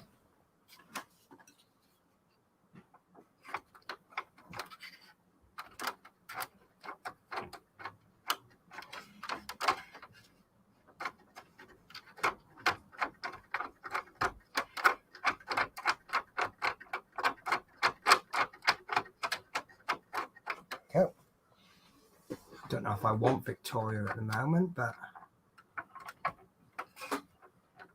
I mean, I'm not overly bothered because I'm not going to be moving it, but this switch, that bit there isn't working anymore. Oh. like I say, it's not going to bother me too much because I'm not going to be changing the destination much. But it would be nice to go, look, the destination changes. So, but anyway, so obviously, right. So we've been told, no. Sorry, I've just seen the David Bassett. You are an absolute credit to Wickham Watch. Right. So this is not going on tonight then. No, I would probably leave that part as well. Right. So I will leave this off with the sides until I can no longer carry on without it. Right. Okay. So are you then happy with that stage then? Yeah. Okay. So the next stage, I don't think we're going to. Right. Okay. Continue to feed the cable. Yeah. Is the next bit which I can't do. Yeah. And then step 8 is more feeding cable. And then 9 is plugging the cable in, isn't it? Yeah. And then that's it then. Then it says about plugging other cables in that might be disconnected from the upper deck. Yeah. So Um, I think what we're going to have to do then is leave 97 out until we are ready to finish it. But we've done as much as we can right now. yeah. Right. So are you happy with issue 97? Yeah, I think so. Yeah, we covered everything. And would you object to me taking a bit? Oh, God, it's 10 o'clock. Nearly 10. Right. Do you want to carry on? Do you want to do issue 98? that's up to you. Let me What's issue 99? I'd be honest with you. I think. Right. Issue 98 is a window. Yeah. Yeah. Right. So 99 is a window, and that's going to connect to 98. So I would suggest we should do. Hang on, let me change my camera. I think we should do 98 and 99 next week. Look, I'm in here somewhere. Yeah, I mean that would make sense. And then issue 100 is looks like quite a big one. So yeah, I think that's a good plan. Okay. So guys, we finished up 3 issues. We haven't done 3 complete issues. Yeah. You guys all happy with that? Yeah. You can't see. It's a bit frustrating because I'm in the same boat as you. I've partially put my frames on just so they're on there, but I'm going to have to go back and take mine apart again. The problem that I've had is I've not got in a roll with the bus. You know, obviously we were doing it every week, and I'm like, right, this one, right, raring to go for the next one, but that's the end of the show. Next Wednesday comes along, right, off we go, bang, bang, bang, bang. I think I've now got to that point, but I think I think it's going to be easier to stop this week than it is to stop in the next issue. And then it looks like we have these issues where, sorry, I was just trying to put the pus away. We have these issues where you make bits to go onto the bus in the week after. And I think that looks like, well, that's the stage we're at next week. So I think that's the better option. I've lost my Google Drive now. So basically 90. Hang on, shared with me. Where's that gone? Adrian, I've lost the Routemaster drive. Right, here we go. So 98 is putting a piece together to do with the windows. And it looks like the side.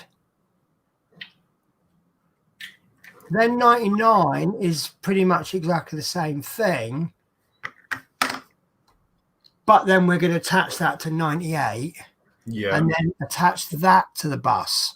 And we will do that. Yes, P40's just made a really good point.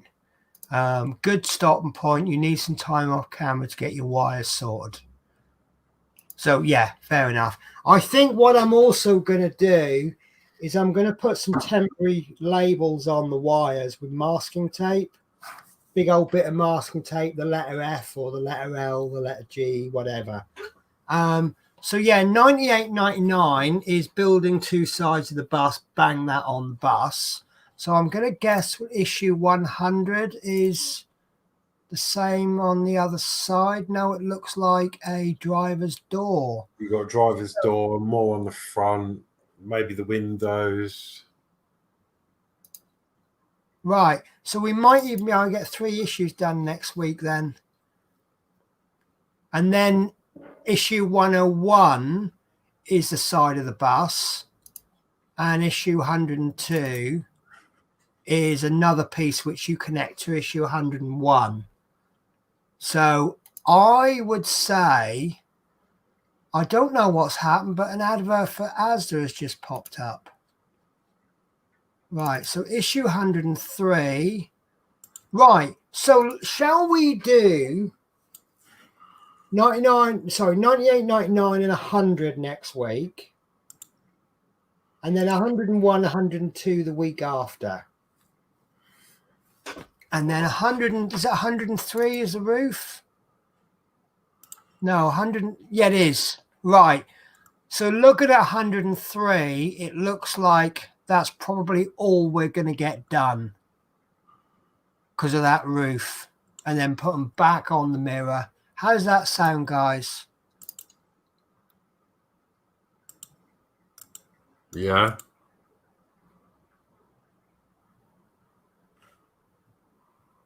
Because I'm looking forward to putting that roof on because I can then get the sides on. Yes. So 103 is going to be an issue all of itself because then we're going to have to pick up on the bits that we've left out in previous issues. Yeah. So that's our next 3-week plan then, guys. And then the week after, we might be out of lockdown. Right, so where are we up to? So, yeah, I'm going to bring that one up again. 92nd minute, Birmingham 1, Wickham 2. So I'm happy there. Alex Demetrius Penny, the 4 cables from the upper deck metal frame need to be dragged to the back to line up with the circuit board. Yeah, we'll get that one sorted then. Yeah, I think what's happened is, as I said to you earlier, where you've got your wires coming out the side of the bus, you've disconnected them from under the platform rather than the board because you've still got the wires attached to your circuit board, those long ones that are trailing out. They go into them. So you might want to unplug those again, plug them in under the bus, and then tighten them, sort them wires out so everything comes down where those 2 other ones were. Yeah. Yeah. If you get a chance. I love that bus. Sorry, change subject there. I love that bus now. Now that the roof is on officially, I'm like, yeah. But it's like, you saw mine last week, didn't you? Yes. I'm Yeah. going to be speaking to Steve Owen, actually. I know Steve Owen did a little bit of a mod with his driver's door, didn't he? Yeah, look at that. That's beautiful. But that frame's only on with the metal screws at the bottom. Yeah. Because I didn't, as Adrian and everyone said, don't want to be putting the plastic screws in to take it off again. So yeah. So we're doing it a little bit arse about face, but it'll all get there in the end, yeah. In 3 weeks' time, we will be exactly where we are on that issue, aren't we? We'll have all the bits attached. At the moment, we've got bits. I mean, I've now got 2 sides, a front and a back, and another bit that needs to be attached to the front. So, and I think they will all be on the bus in 3 weeks, won't they? So, brilliant. So, P40F20, good starting point. You need some time. So, I need to get that soldered. So, you guys okay for me to solder that wire on and cut that wire and reprogram it? No one said anything different. So, I've explained what I'm going to do. So, I will do that for next week. And then I will explain again what I have done. Yeah. How does that sound, guys? That's a good idea. Right. And then Alan Thomas, great show, Penny and Horlicks. Thank you. No, thank you for being part of it. So, guys, do you mind if I just take a 5-minute break? No. And then I think you'll want a break as well, won't you, Horlicks? Yeah. So, and then I can tell you about some exciting news that will scare people because it's going to involve spending money.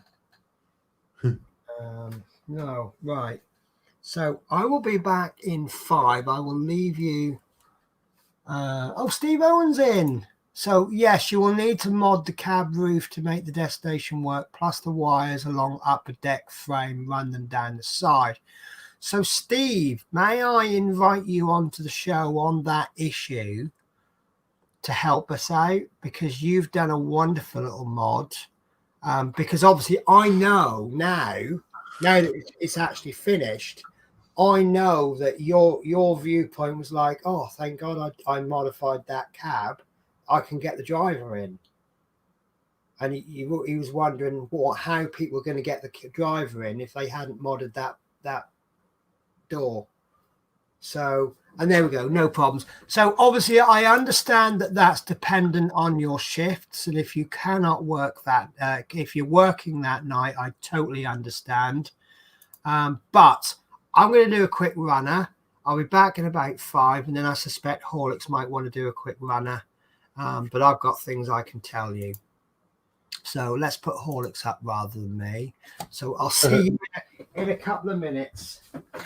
Okay, so yeah, looking at the instructions, obviously I've got my live build on Saturday. I've got Terminator Friday.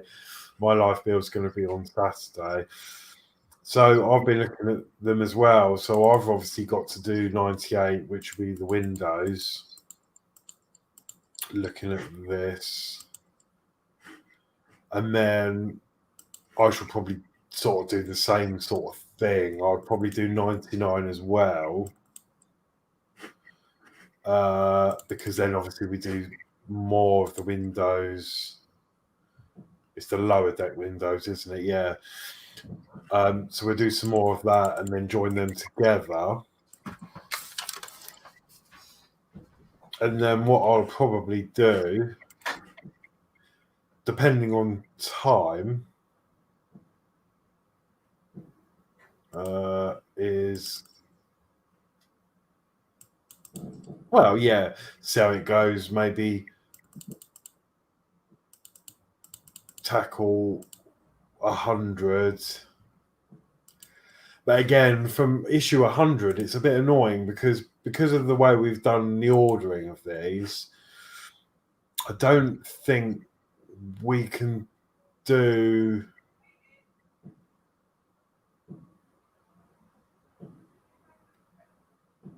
You'll have to confirm, but maybe we can't do stage 10 onwards on 100 because if I bring this up, this is where we have to attach the door. But obviously I'm going to need to remove this frame again to get the upper poles in. So I think from stage 10 on issue 100, because then we have to start putting the front panel on over here. And then again, this isn't secured on mine. with all the screws. I've only done the metal ones. So I don't think I'll be able to do 10 onwards on 100. So yeah, that's going to make it a little bit awkward, isn't it? Because then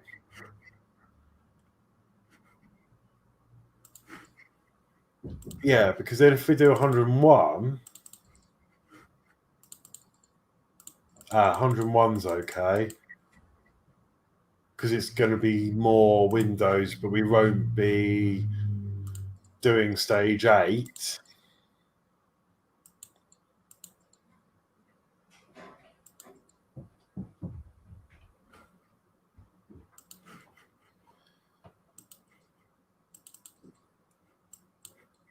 And 102, more windows, and then I won't be able to do... Yes, I could do that.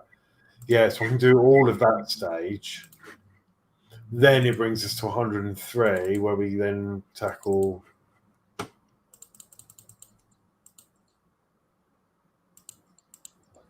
roof. So it's almost like I need to do a mammoth build and do issue 98 all the way to 103. So that we can tie up all the loose buttons, and then we can carry on from 104 issue per issue. But yeah, it's going to be really difficult to try and work that out, I think. And Fleetwood said, "Hi all, hope everyone is okay. Certainly tricky issues and had a lot to get right. Good idea to stop and regroup and have a think of what to do, and hopefully it'll all work out for you." Yeah, as I say, I mean, it is going to work out fine, but it's a little bit frustrating that they've done the instructions in this order, and we've gone by everyone's recommendations. And you know, I know at the end of the day it's going to make it so much easier to work on it, but on the other hand, it's getting a little bit messy now, because we've got a little bit of issue 86 to finish and a little bit of 96 to finish, and 97, and it's just... Well, it's just sunk into me what I've now achieved. I'm sitting there thinking, I didn't feel like it was 2 hours work that we did there, which means I'm having fun, because they say when you're having fun, time flies. Yeah. But what we've done is a little bit of this, a little bit of that, a little bit of that. For the first time in 3 weeks, we are starting the next show at the beginning of the next mag, which is how we'd always done it. And we always start at step 1 of the next issue, which is what we're going to be doing next week. We can see that all of those loose bits are going to be tied up within about 3 weeks. Well, 5 issues, 5 or 6 issues. Yeah. So we've seen the light at the end of the tunnel. So I am actually really, really happy. Plus Wickham won, and we've got lots of encouragement from everybody. I think it's been a really good night. Yeah. So, yeah, it's just in the last couple of minutes sunk in exactly what's happened. Little bit disappointed about the cable, but to be fair, that's probably my own fault. I'm on the Facebook group. I see all the problems people have with the cable, and how many times, and me included doing this response, how many times have we had someone on Facebook go, "Oh, my cable has, or my battery box has fell off," and we've gone, "Just solder it back on." Yeah. And I've done the same, and it's now happened to me, and all I got to do is solder it back on. I think I'm the only one so far that hasn't happened to, but I'm surprised because I forgot about it the other day. Aren't you, Horlicks? Pardon? You're so careful, aren't you? No, but that's the thing. The other day, I forgot about it. I forgot it was hanging out the side of the bus. And I went to pull it off my shelf, and it fell off the side of the bus and started dangling in midair. And so how that didn't break off, I don't know. But it didn't have batteries in at the time, so that's less weight. Right, hands up here who's jealous of the French Partworks. You're not jealous of the Partworks in France, Horlicks? Well, not at the moment. Okay, fair enough then. So, hands up, who would like to purchase the French Partworks that are on offer? You would do it, all of them, wouldn't you? I would have done. Hands up, who wishes there was a French version of Agora? Guess what? I think I've just found it. So, I got this email the other day from a company called IXO Collections, and it's all in French, unfortunately, but they have their first Partwork. I believe this was originally done by Hachette. Let's see if I can do a translate on it. Is that translated? That's translated. So we have here the Peugeot 205 GTI. Now, the email that I received, it said that there's no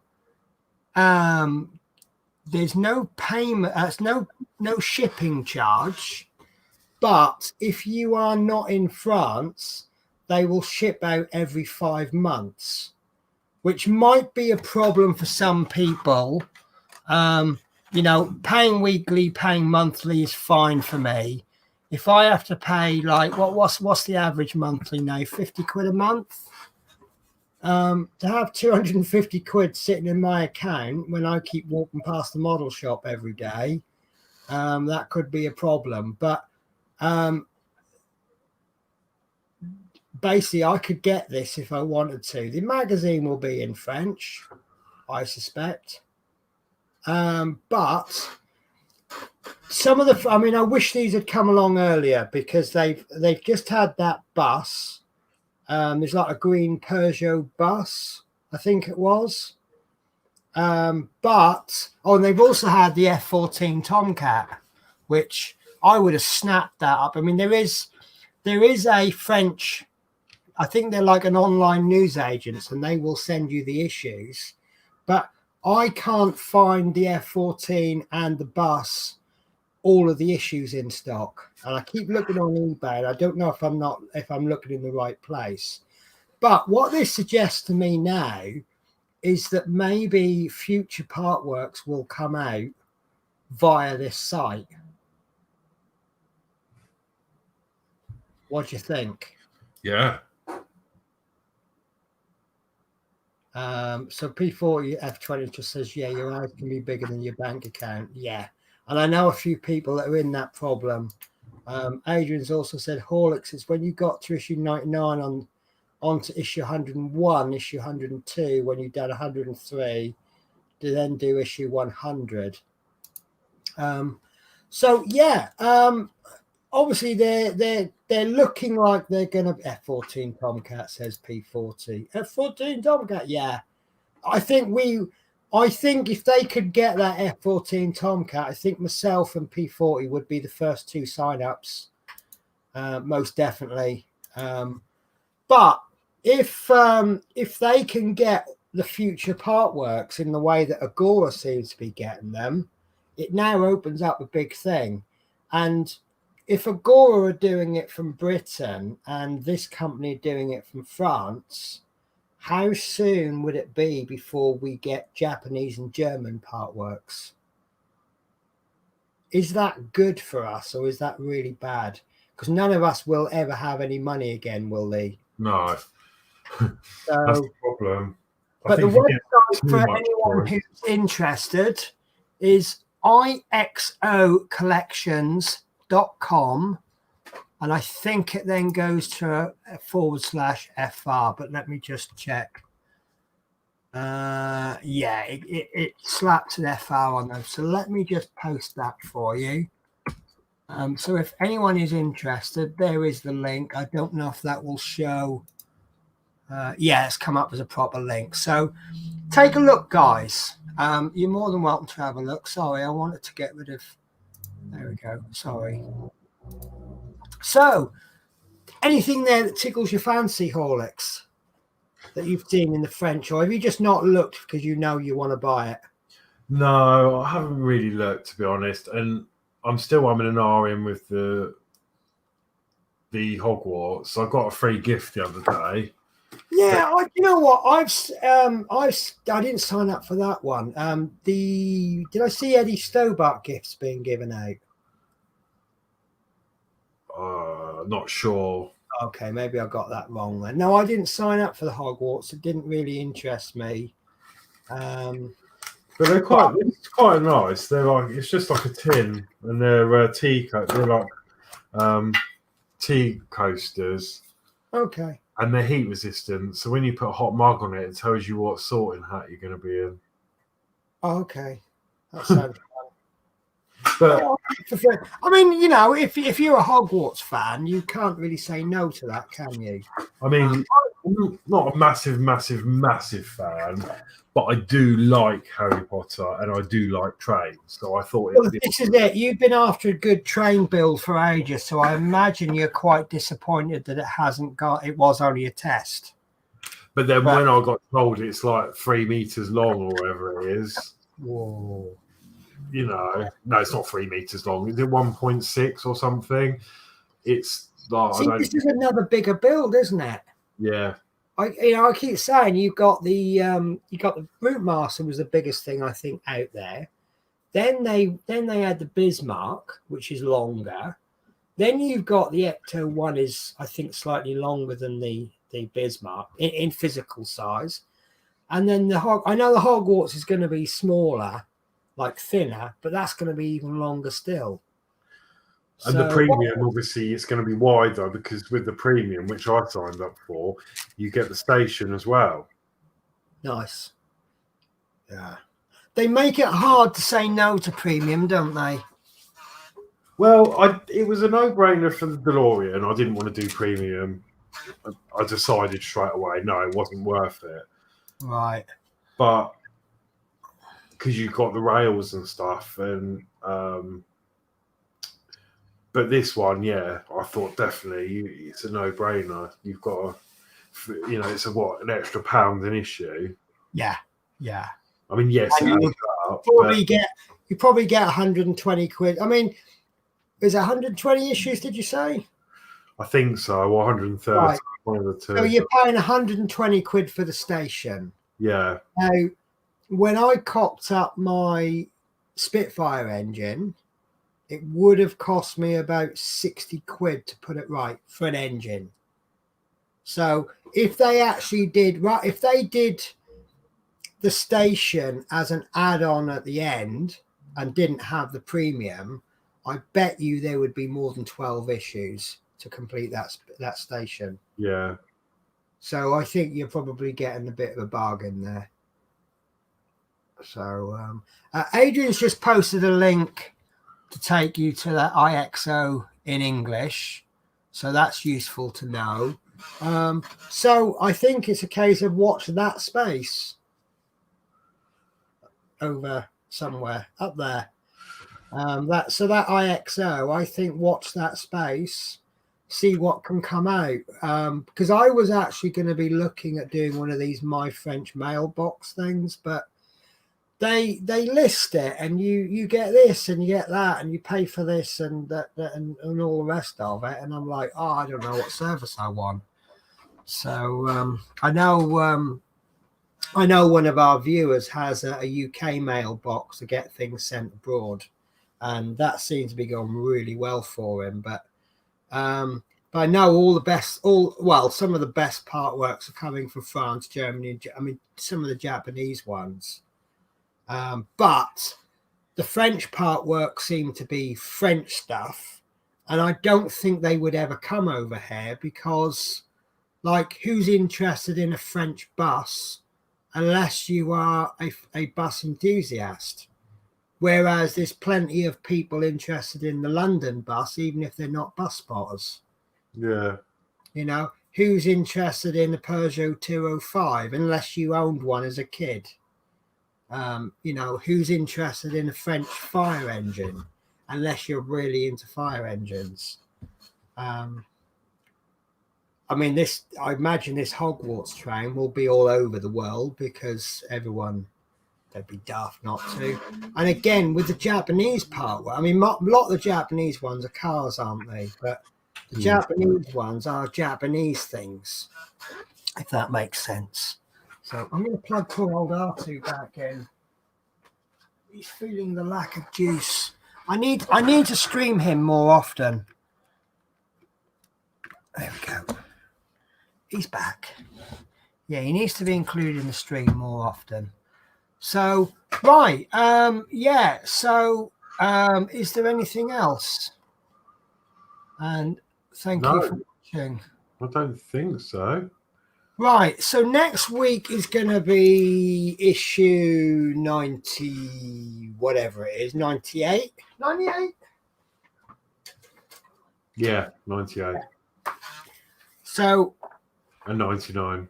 Yeah, 98 and 99 and 100. Okay. Let me check 100. Yes, 98, not 100. Although I don't think there'll be a lot in 100 you can do, the same as my predicament.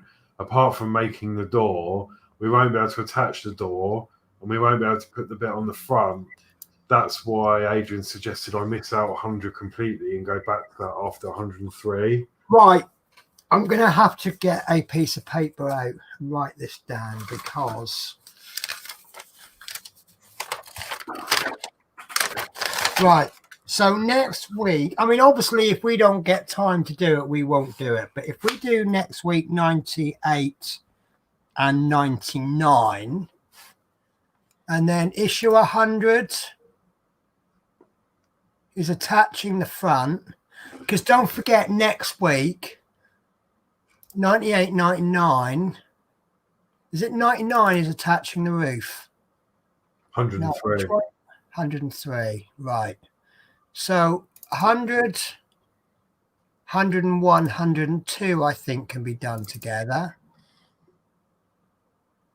So refresh me, Adrian. When you get up to issue 99, on to issue 101, 102, 103, then go back to 100. Yeah. Right. So and I think that makes sense. I mean, it does go out of order of how we like to do it, but there is really nothing in that issue we're going to be able to attach. So we're going to end up potentially... Because we haven't attached them in earlier issues. So we're basically supposed to be attaching stuff to stuff that we haven't attached. Yeah. Right. So 101, 102 I want to do together. 103. Right. So should we do 101, 102 and 103? And then the following week we'll do issue 100. And then tie up the loose buttons from the previous issues. And pencil in 104. Not sure we'll have time for 104. If we do 100, if you do 103, you're then going to want to rewind and put the side frames on, and then get everything ready. Right. Going forward. Issue 100, we'll be doing issue 100, then checking everything to make sure it's all good. So issue 100 will be 25th of November. Yeah. Mm-hmm. So 98, 99 next week, the 11th, 101, 102, probably 103 on the 18th, and then 25th, we're just going to do issue 100. Oh, is it the Wednesday 11th? Yes. Week? Oh, God. Are you not able to, or? Yeah, you might have to ring me. Why? The new Xbox comes out on the 10th. Oh, we're not right. Okay, so next week, guys, we're not going to have Horlicks. We're going to have another guest because Horlicks is going to be giving his own thumbs up, thumbs down, up, left, right, and and hitting the buttons. Yeah, no, it'd be fine. I didn't think you were an Xbox player. I thought you were a PlayStation. I am. I've got a PS5 coming as well. I don't know if you've got too much money or not enough sense. I've got. It's really frustrating for me because I've always had an Xbox One, but I sold it recently to pay for the new one. But Right. Okay. they've got some exclusives like Forza Horizon and Forza is the clincher, isn't it? I like the Forza Horizon games. I like Fable. I really like Fable. I like there's another one as well, but they're only on the Xbox, so I have to get both. Yeah, I can understand your predicament there. Yeah. See, unlike me, I do like Forza, but there's a PlayStation. I can't remember what the bloody name of the game is now. It's a racing game. It's exclusive to PlayStation. Whatever the name of it is. So I just have to make do with that. Gran Turismo. Gran Turismo, that's the one. I do love Gran Turismo.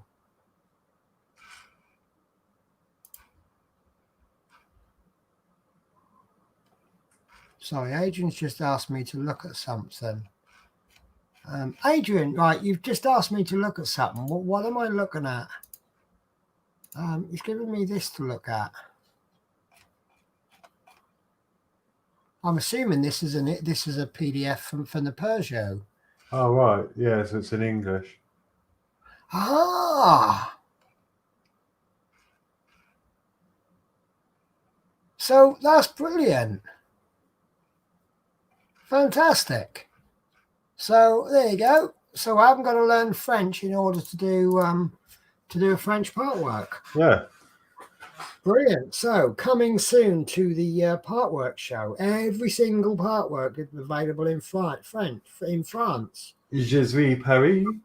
Yeah. No, I've got no idea. I don't know French. No. Well, we'd have fun trying it. Oh, homework. Solder. Battery box. Wire. Solder. Bell. Wires.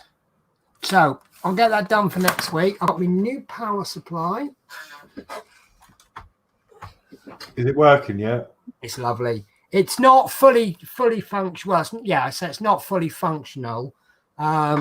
What I've got, I can't get the LEDs working. I've tried to plug LEDs into it. I wanted a little light when it was on. I don't know if I can get rid of that. Right, here we go. I'm using my Dremel holder as a cable hook. Right. So these are working absolutely perfectly. I've bolted it down so it's not going anywhere, as you can see. I'm worried that if I should accidentally knock it, everything will come flying off, and there's electrics behind here. So I've got my little variable power supply which comes through here, and this one is a 1-volt supply, and these two, once I hook them up, is going to be a 5 and a 9-volt supply, which I then have to switch on individual switches. I did want to try and hook them up so that when one is switched on, the others, like for that one to be on, that one has to be on as well. But that's too complicated for me. And once I've got a new power supply coming to power this, at the moment I've got a 24.7 volt supply coming. Right. I've got it. So I don't know if you can see, but I've got it set for 10 volts at the moment, and it goes up to 23. It usually goes. Let's see if I can get some more cable. There we go. You can usually out. Let's get a bit of focal on there. There we go. So this will usually put out 1.5 volts less than the incoming voltage. It's actually switched off at the moment. So there we go. So that can only put out 23 volts because it's got 24.5 volts coming in.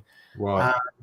which unfortunately means these. See, this one's going to be 9-volt supply, or is this one might be 9 volts.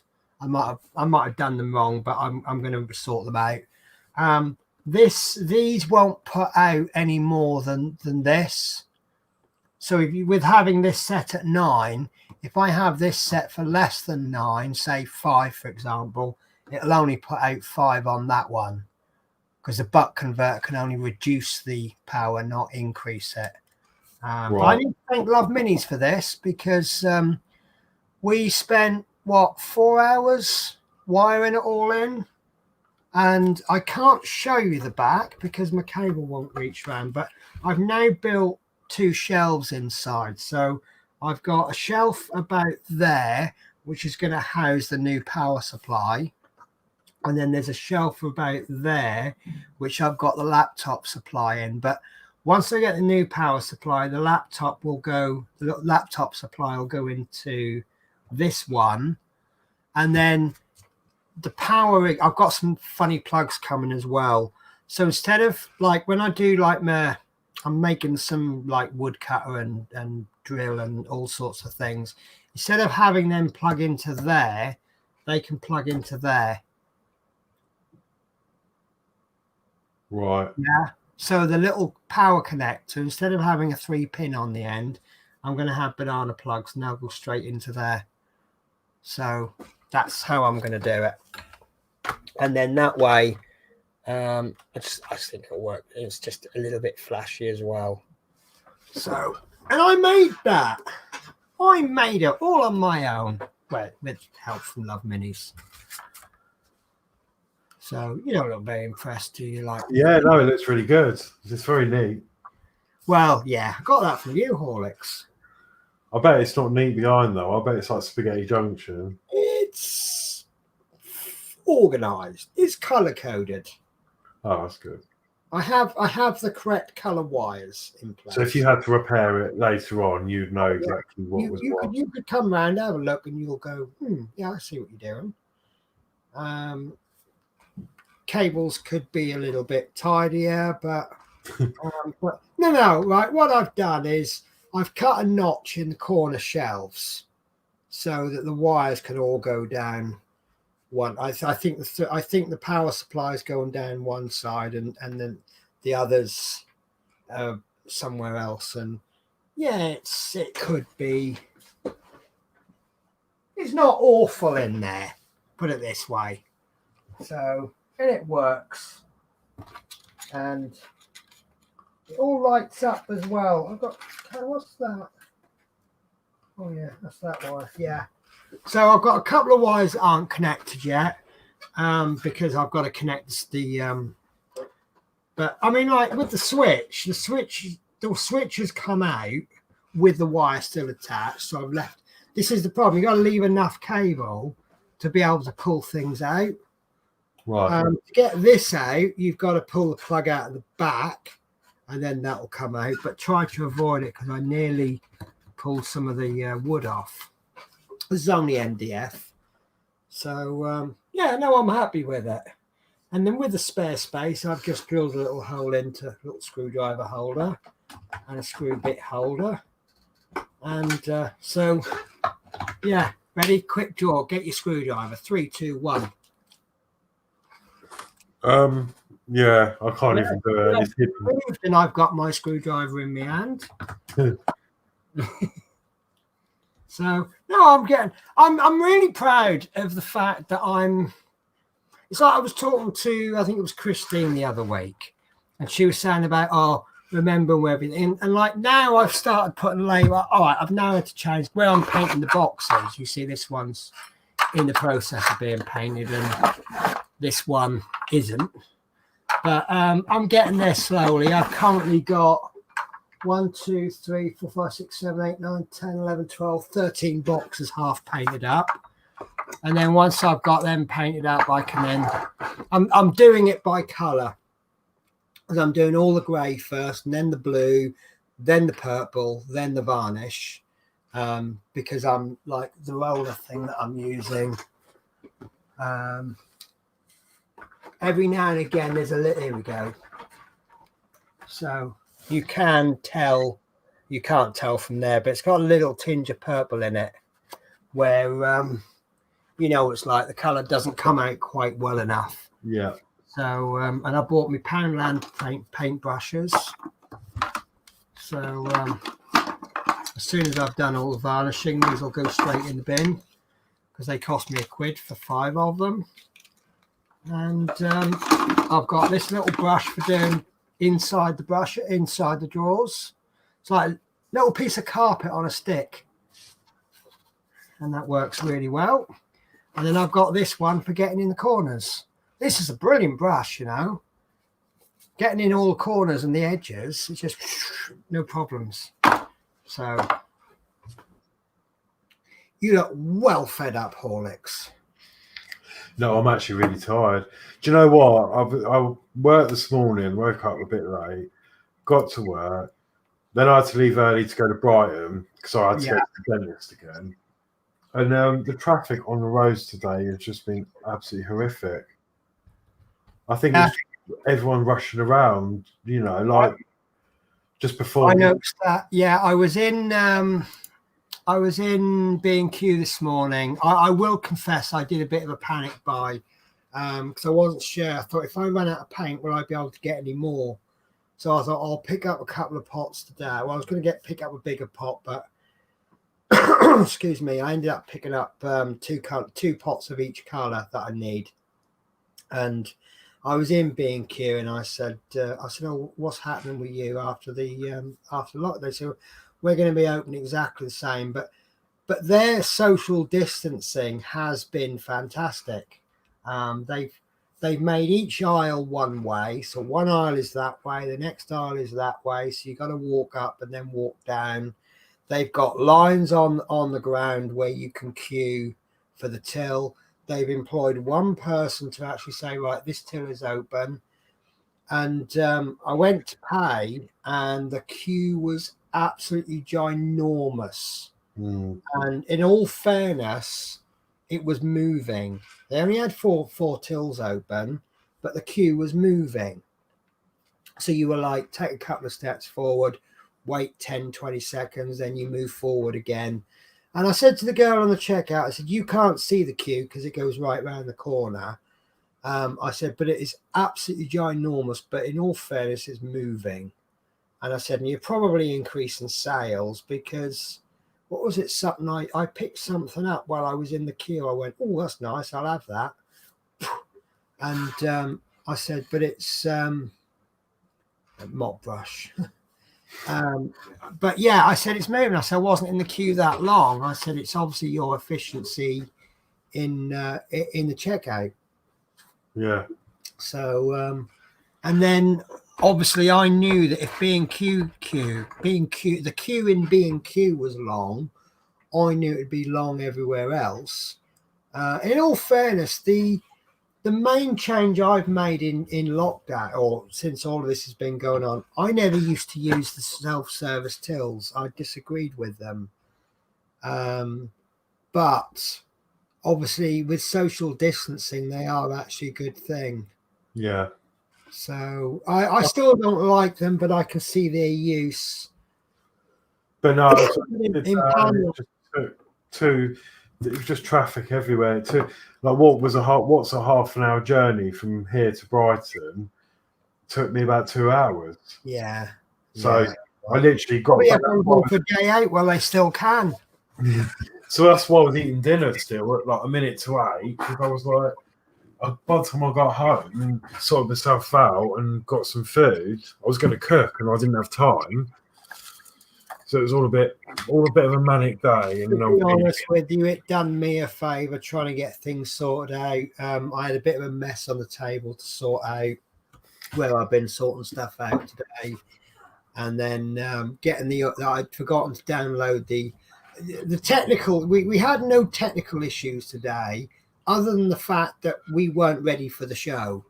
So confession time, the show went out late because we just weren't prepared. Not because of any technical issues. Last week was really funny because it went out late because I was stressing out like anything. I really was stressed out last week. And I'm like, oh, what am I going to do? I haven't got issue 86 and stuff it. I'm going to give up the build. I've had enough. I can't do this. And, I'm going one eye. Yeah. We got there in the end. So, yeah. But it just shows what a good community we've got. 'Cause we're all pulled together, haven't we? And we've helped each other out. And that's how it should be. So, apart from the postman who brought this issue, I had to laugh. We have a security camera on our house, so we see everyone coming in and out of the house. And this postman, he left a red letter for us on Saturday. And Alex had very kindly not just posted it, but he posted it next day, guaranteed before 1 p.m. delivery. And the postman, we've got him on camera, just going straight in with a red letter and posting it, and then gone. So, so when I went down to collect the parcel, because Alex was saying, no, I'm not even going to have it redelivered. I'm going to go down there. So Sunday morning, I'm outside the sorting office. And I went and I said, I will be putting a complaint in. And I showed them the video. And they went, we don't get why postmen do that. It just creates extra work for us. Also, it's going to create extra work for someone else because I'm emailing that video to someone. So I just hate people that I would rather be unemployed than not be bothered to do my job that I'm paid to do. Yeah. You know, I've seen bus drivers and I'm like, why are you a bus driver? Why don't you do something else? And care work is one of the worst in my experience.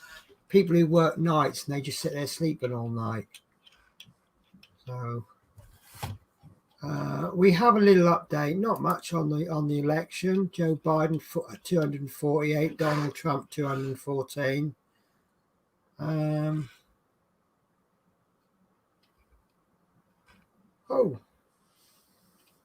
There was one big massive. There we go, Georgia. I think Georgia's going to decide who's president next year.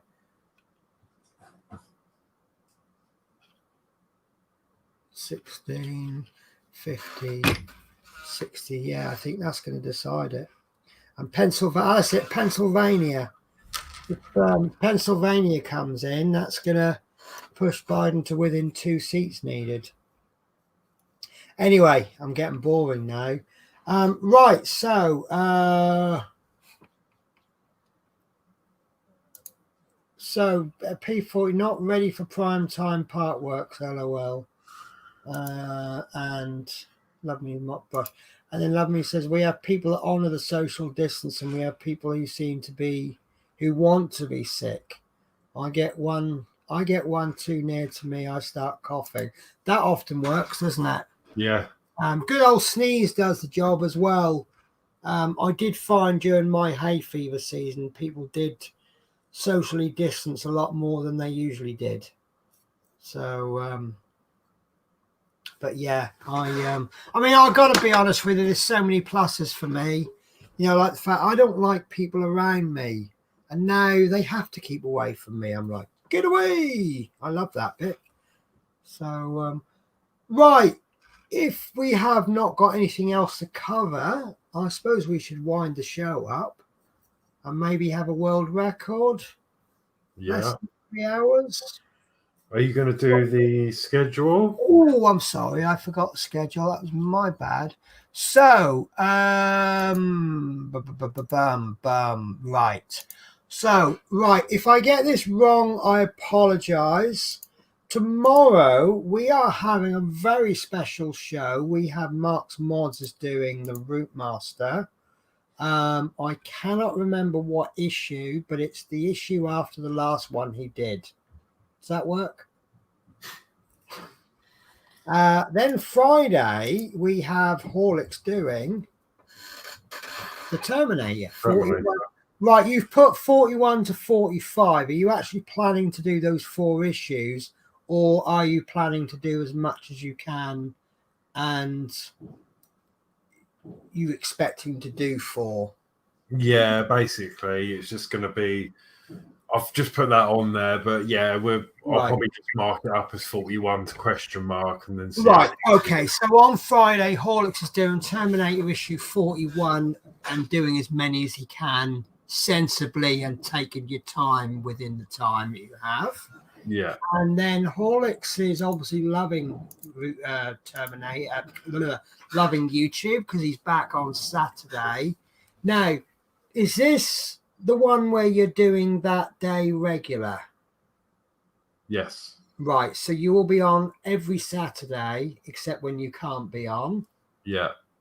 So you are doing the Routemaster 98. Now, again, is that as many issues as you can do? Or are you just doing 98? I'll probably do I might do similar to what you've done. Right. So yeah, but I haven't really decided yet. Basically, you're doing Routemaster starting from the last issue. Yeah. Right. Sunday, we have Mark's Mods doing issue 33 to 34 of the Spitfire. You're going to enjoy that, Mark. I have actually done it and filmed it-ish. But, yeah, you'll like that.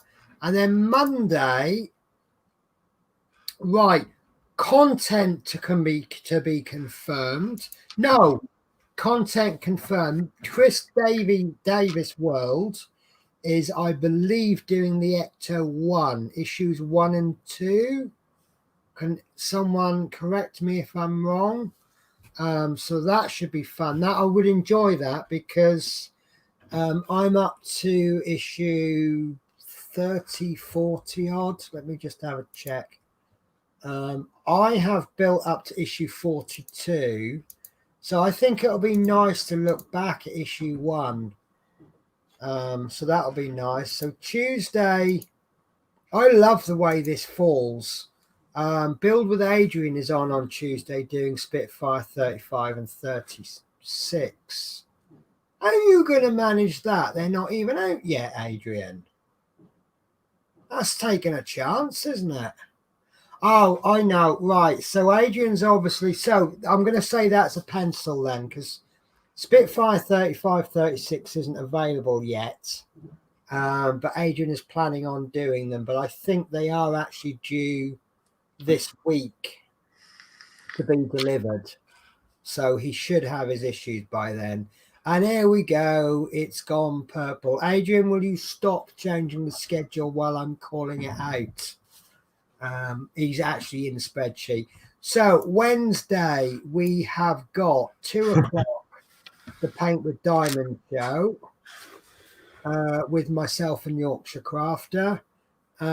We had a bit of fun. Now, I'm doing something a little bit special on Wednesday. I've asked the audience, and we're going to attempt to make a frame. Now, the reason I'm talking to you guys about it is, although primarily I'm making a frame to frame a diamond painting, there's no reason why you couldn't use that frame for other applications. And basically what we're going to be doing is we're going to be taking, I haven't got a bit of wood for you, but I had some nice little bits of wood. Here we are. Something like this. Plain, cheap, basic. We're going to be applying a router or a router? Router. One of those little machines with a funny cutting bit. And we're going to shape the edge. We're going to cut it to shape. And we're going to stick it onto the diamond painting. And voila, you got yourself a nice little handmade frame. We can stain it. We can do whatever we want for hopefully a fraction of the price of having it made for you. Yeah. And it will be custom. So if you've got a diamond painting that you want to put into picking a color at random purple, you could stain it purple. If you're into yellow, I know my auntie, she used to have a yellow kitchen. So if you had a picture of something you thought would be look nice in the kitchen, make yourself a yellow one. So while it may not necessarily be super cheaper, it will be exactly to your specs. So that's something that we're going to experiment with on Wednesday. And then that brings us to next Wednesday evening, 8 o'clock will be, can you remember what's happening? It could be the Partwork show. Could be. Could be. Or playing Xbox show. Or play the Xbox show. Do you know what? I think I would enjoy that. So we've got an update. Biden 243, Trump 214. How's he pick up the odd seat? Oh, now I've got Joe Biden 248, Trump 214. So has that just come in on the BBC website? Updated quarter, that was updated 1 minute. It was updated about the same time you made that comment. So, yeah, I think it's safe to say that. Do you know what? I'm going to shut up because I tried to follow the rule of no religion and no politics on the show. It just makes the show a lot safer. And I think the two biggest heated debates that you'll ever have is religion and politics, isn't it? I know people that will get very, very heated about talking about this election, but we're a good bunch, and I don't know if it's. I don't mind if anyone's got a different political affiliation to me. And then David Bassett enjoyed watching your show tonight. Of course you did, because Birmingham lost tonight. So very, very happy actually. A Peterborough supporting local journalist was pretty much slagging off the promotion system from last season and about how, forgot the fact that we had to win 3 games to get promoted. And then basically saying, oh, we've done really badly. We're an absolute disgrace to the system. And all of a sudden we're picking up all these wins. And even the people on the Wycombe Wanderers fake, but I called it, right? People were shouting, going, oh, we're not doing very well this season. I called it. I remember when we got promoted to League One and the first 5 or 6 games, I think we were trying to play League Two football in League One and we were getting caught out and we were pretty dire. And then we just kind of went, do you know what? I think we're going to play League One football. And I think what we've been doing is playing League One football in the Championship. And now that we're starting to play Championship football style, I think we're doing all right. We're getting the results in. And I think we might be safe come the end of the season. So I'm going to shut up about football because I know there's only 2 football fans on this whole channel, isn't there? Yeah. You absolutely love it, don't you, Horlicks? Oh, I love it. Yeah. I think the only people that are into football is myself and David Bassett, who just happen to support the same club. So couldn't write that one, could you? Right. Okay. So who wants to close the show out then? I did it last week. No matter when you did it. Do you want to do it now or do you want me to do it? No, I'll let you do it. All right then. So goodbye, everyone. I'll say goodbye. Thank you for watching. See you on Friday. Yeah. So thanks for watching, guys. Thank you for your support. I really appreciate it and all your help. And yeah, thanks for watching. Hopefully we're now back on track how we were before. So we'll be able to sort of pick up a few more issues, getting into the swing of things. So I will see you all next Wednesday. And obviously you've got Horlicks coming up in a few days. You got Mark's March, you got Build with Adrian and a few others. And yeah, so take care, guys. If you're in the UK, tomorrow is lockdown. I don't exactly know what that means in terms of change, but guys, please be safe and please be careful. I don't just want you just because to watch my show. I just want you all to be okay. So take care, guys. And obviously everyone abroad as well. So yeah, take care, guys. And I'll see you next week. Bye-bye.